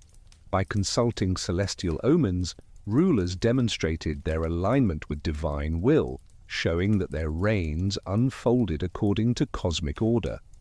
Victories in battle, successful harvests, and the prosperity of cities were attributed to favorable signs in the heavens. In times of difficulty, eclipses or unusual phenomena were interpreted as warnings, prompting rituals of atonement and renewal. The king's role as mediator was thus reinforced, binding political authority to the eternal cycles of the sky. This union of observation, calculation, and devotion represents one of the most remarkable achievements of Mesopotamian civilization. Their astronomers were not only scientists but priests, their measurements both technical and sacred. In their work, the heavens and the earth were united, each reflecting the decrees of the Anunnaki. Through their observations, mortals could glimpse the eternal rhythm of creation, the heartbeat of the cosmos, sustained by divine authority. In the shimmering stars, in the careful calculations etched onto clay, and in the rituals aligned with lunar phases, the presence of the Anunnaki was made manifest. They were the guardians of both earthly life and celestial order, their will inscribed not only in laws and myths, but in the very motions of the heavens. To live beneath their sky was to dwell in a world where every light carried meaning, every cycle reflected purpose, and every night revealed the eternal presence of the divine assembly. The fusion of science and theology in Mesopotamian culture gave rise to an intellectual tradition that influenced generations of scribes, priests, and scholars. By weaving astronomical observation with mythological narrative, the Anunnaki were not only remembered as divine beings of ancient tales, but also as active presences guiding the rhythms of the cosmos. This blending created a worldview where practical knowledge and sacred truth were inseparable, producing a unique form of wisdom that shaped both daily life and philosophical reflection. Babylonian scholars developed systematic methods for interpreting omens, combining careful observation with theological interpretation. Clay tablets, known as omen series, catalogued the meanings of celestial events, storms, animal births, and even human dreams. Each entry tied phenomena to divine will, showing how the Anunnaki communicated through signs scattered across the natural and cosmic world. If the moon appeared in a certain position, it could foretell abundance. If a star flickered strangely, it might warn of political upheaval. These texts reflected an enduring belief that the gods did not remain silent but spoke continuously through the patterns of creation. This tradition fostered a culture of intellectual inquiry. Scholars trained in temple schools learned to read and interpret these signs, combining mathematics, astronomy, and ritual practice into a single discipline. To master these arts was to join a lineage of wisdom keepers who carried the responsibility of guiding kings and communities. Their work demonstrated that knowledge itself was sacred, an offering to the Anunnaki who governed both heaven and earth. In this way, learning became a form of devotion, linking the pursuit of truth to the maintenance of cosmic balance. The insights of these scholars extended beyond religious ritual into practical affairs. Their astronomical records helped predict flooding cycles, agricultural seasons, and trade routes guided by the stars. Their omen interpretations advised rulers in matters of diplomacy, war, and justice.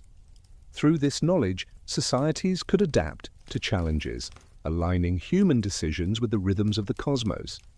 The Anunnaki were thus perceived not as distant deities, but as partners in survival, their will deciphered through the careful study of the world they had created. The philosophical dimension of this tradition also grew as scholars reflected on the meaning of fate and freedom. If the Anunnaki decreed the patterns of the heavens, what role remained for human choice? Texts suggest that while destinies were written, they could also be influenced by devotion, ritual, and wisdom. To recognize omens was not to submit blindly, but to participate in a dialogue with the divine, responding with offerings, prayers, and ethical actions. This perspective preserved both divine authority and human responsibility, weaving them into a relationship of mutual engagement. Temples became the heart of this intellectual life. Within their archives, thousands of tablets were stored, containing astronomical records, omen series, mathematical calculations, and ritual texts. Scribes worked tirelessly to copy and preserve this knowledge, ensuring continuity across generations. The temple was not only a place of worship, but a center of learning, where the voice of the Anunnaki could be studied in the stars, the earth, and the human heart. Through these archives, the wisdom of the gods was safeguarded as a living tradition. This synthesis of observation and theology influenced neighboring cultures as well. As Mesopotamian texts spread through trade and conquest, their methods of linking celestial events to divine will inspired scholars in Persia, Greece, and beyond. The idea that the heavens reflected cosmic order became a shared heritage, laying foundations for later developments in astronomy, astrology, and philosophy. Even as languages and empires changed, the conviction that the cosmos was filled with meaning endured, echoing the authority of the Anunnaki. The enduring strength of this tradition lay in its adaptability. While rooted in ancient myths, it evolved with each generation, incorporating new observations and expanding interpretive frameworks. The Anunnaki were not confined to static roles but remained present in the evolving understanding of the universe.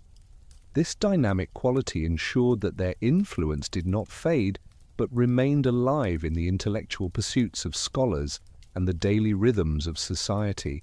In this blending of sacred narrative and empirical inquiry, the Mesopotamians revealed a vision of reality where nothing was meaningless. Every star, every harvest, every dream was part of a vast tapestry woven by the gods.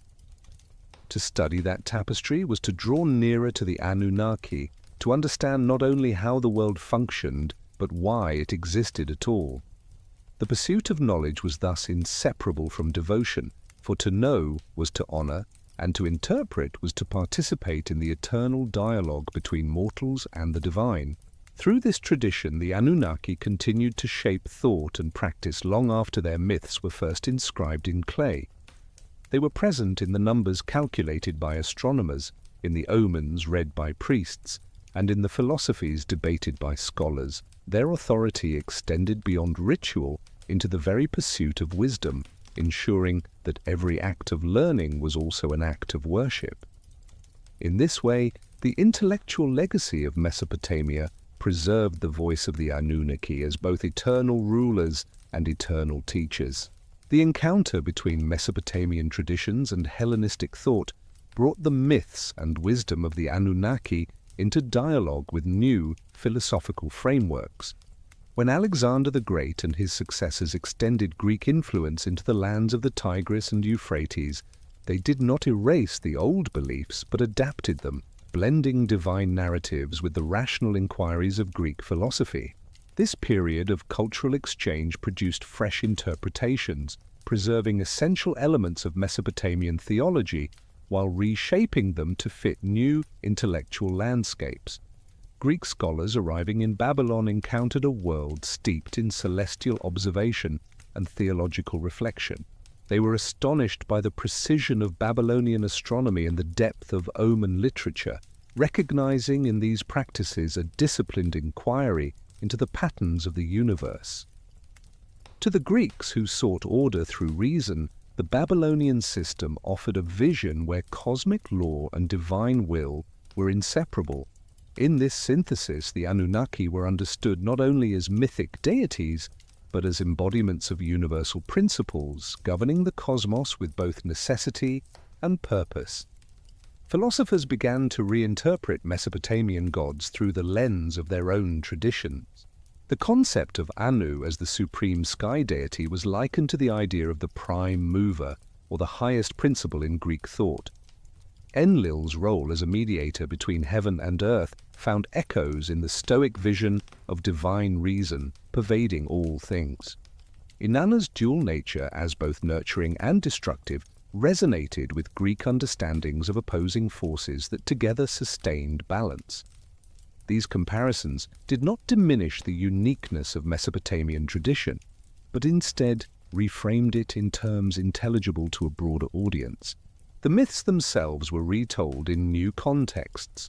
The Enuma Elish, with its story of Marduk defeating Tiamat, was interpreted as a cosmic allegory of order, triumphing over chaos, a theme that resonated with Greek philosophical inquiries into the nature of being and becoming. The flood narratives, already familiar to Greek audiences through trade and cultural contact, were woven into their own discussions of cosmic cycles, divine justice, and human resilience. In these retellings, the Anunnaki were not abandoned but elevated, their stories serving as timeless parables for universal truths. Ritual practices also absorbed new layers of meaning.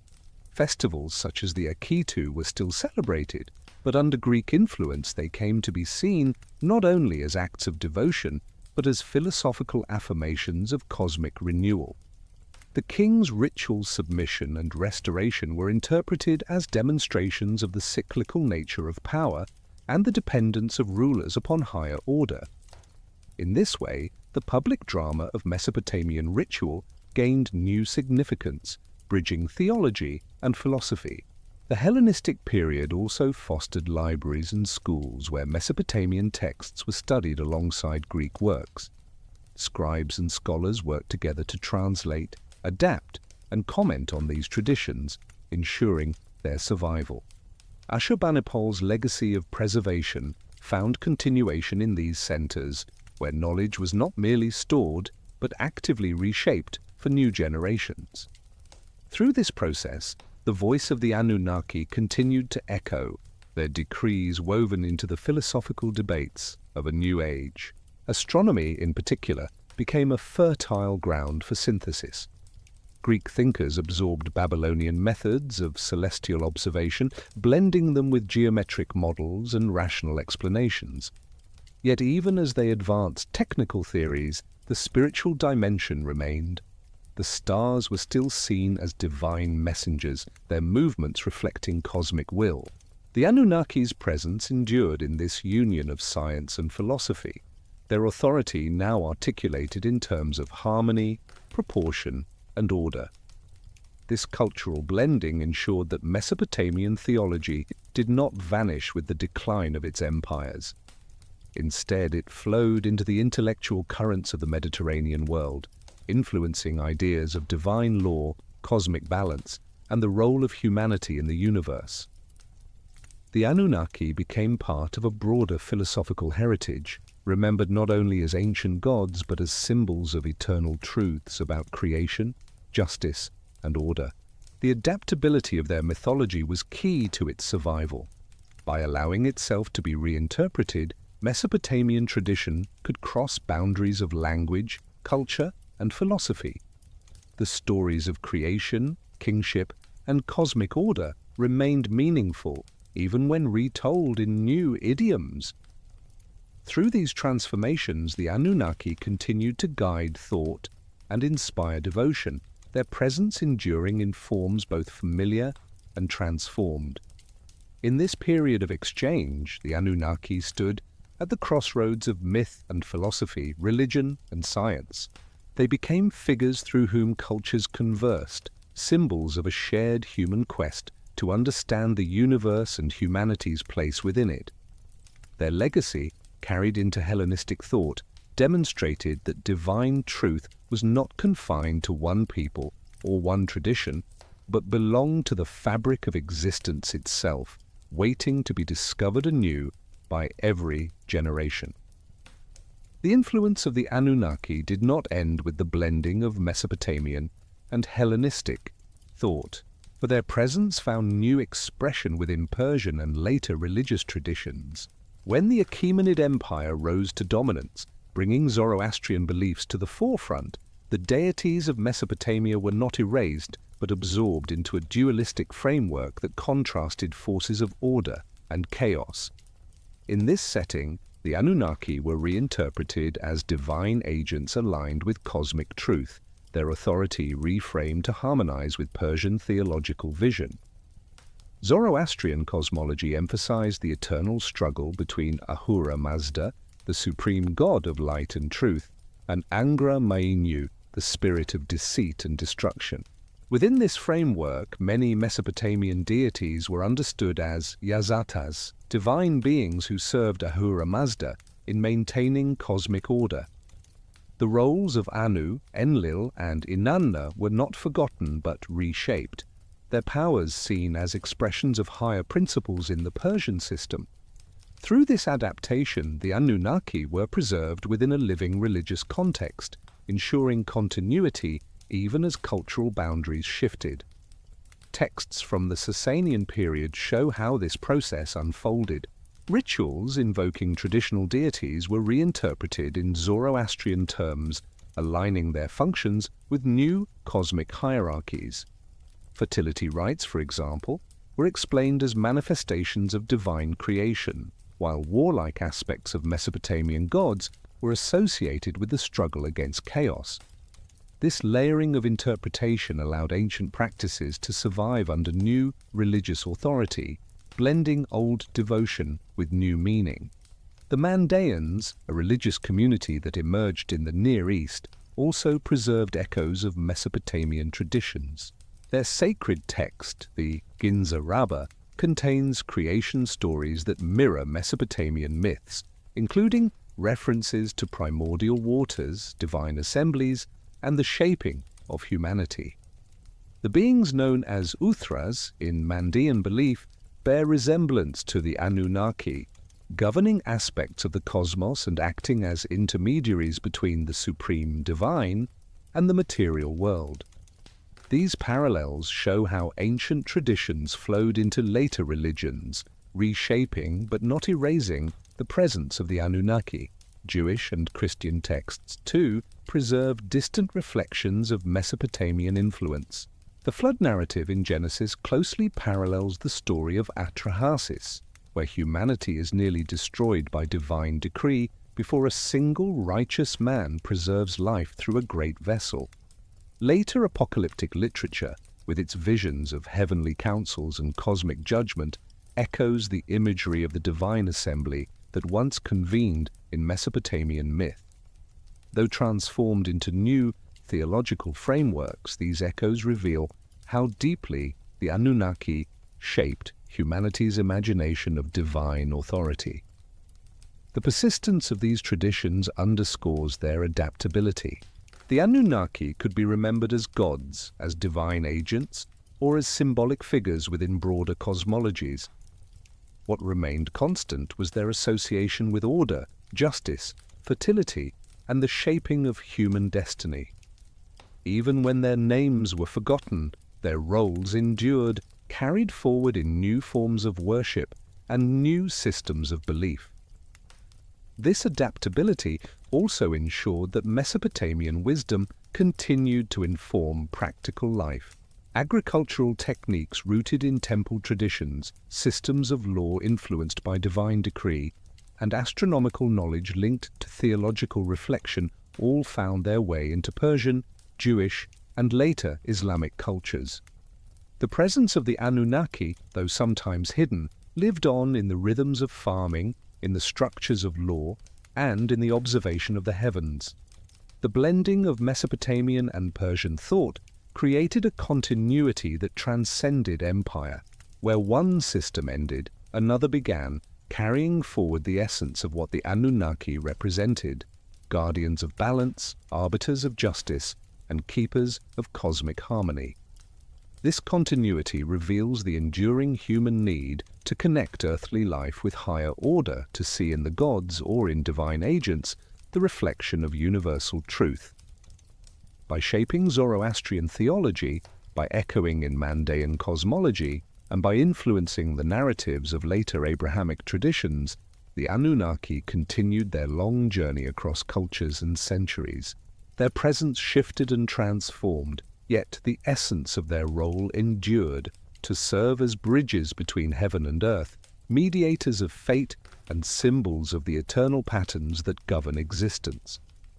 The legacy of the Anunnaki did not fade with the decline of Mesopotamian civilization, but endured in memory, reinterpretation, and revival across ages.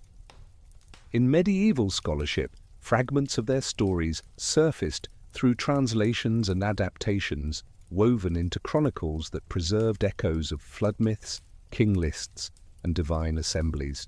Islamic scholars, fascinated by astronomy and ancient wisdom, transmitted Mesopotamian knowledge through their studies, ensuring that the voices of the gods who once ruled Uruk and Babylon would not vanish entirely.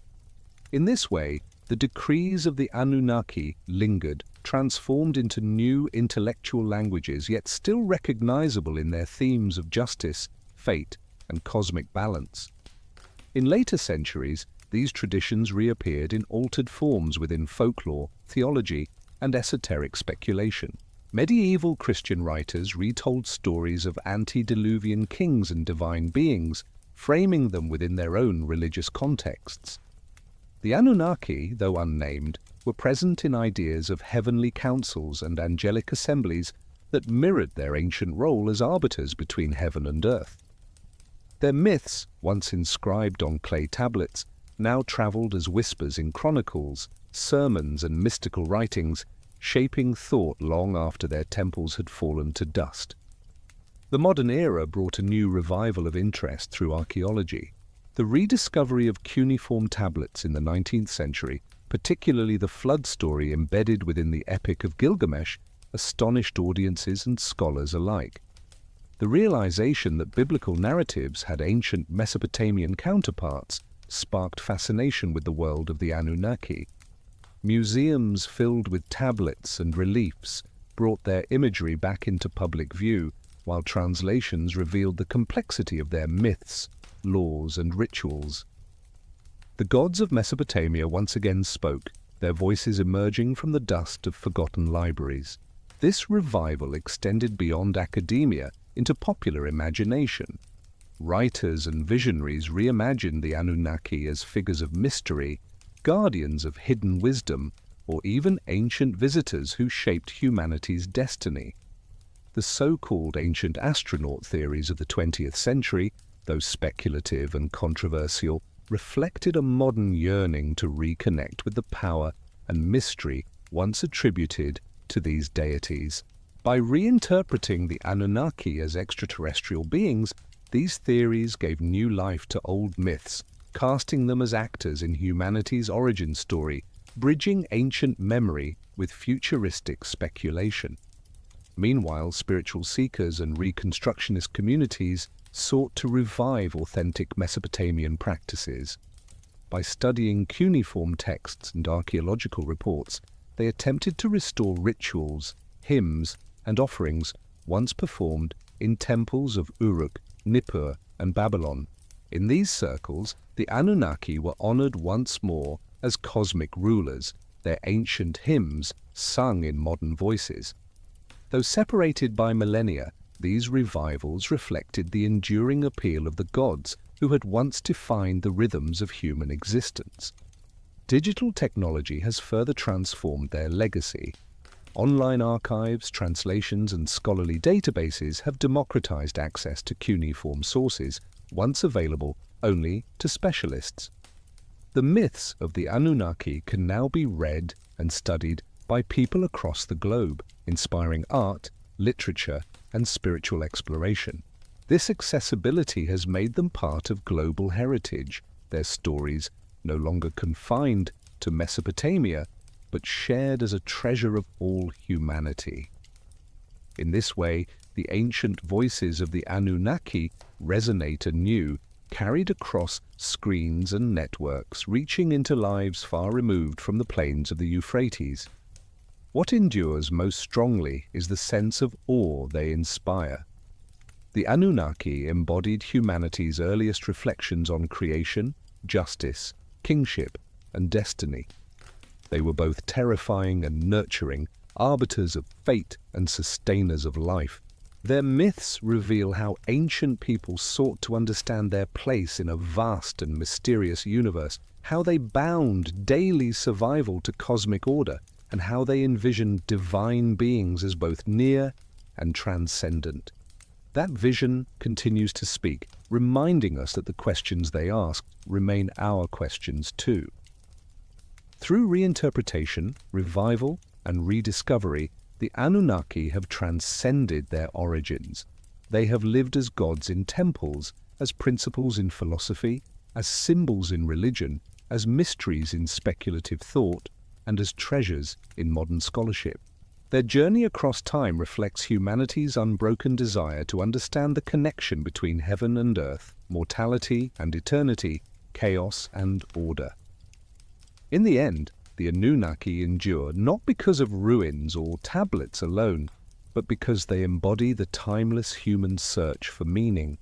They are remembered as the eternal assembly, the divine voices that once decreed fate in Mesopotamian skies, yet whose echoes still linger in our imagination.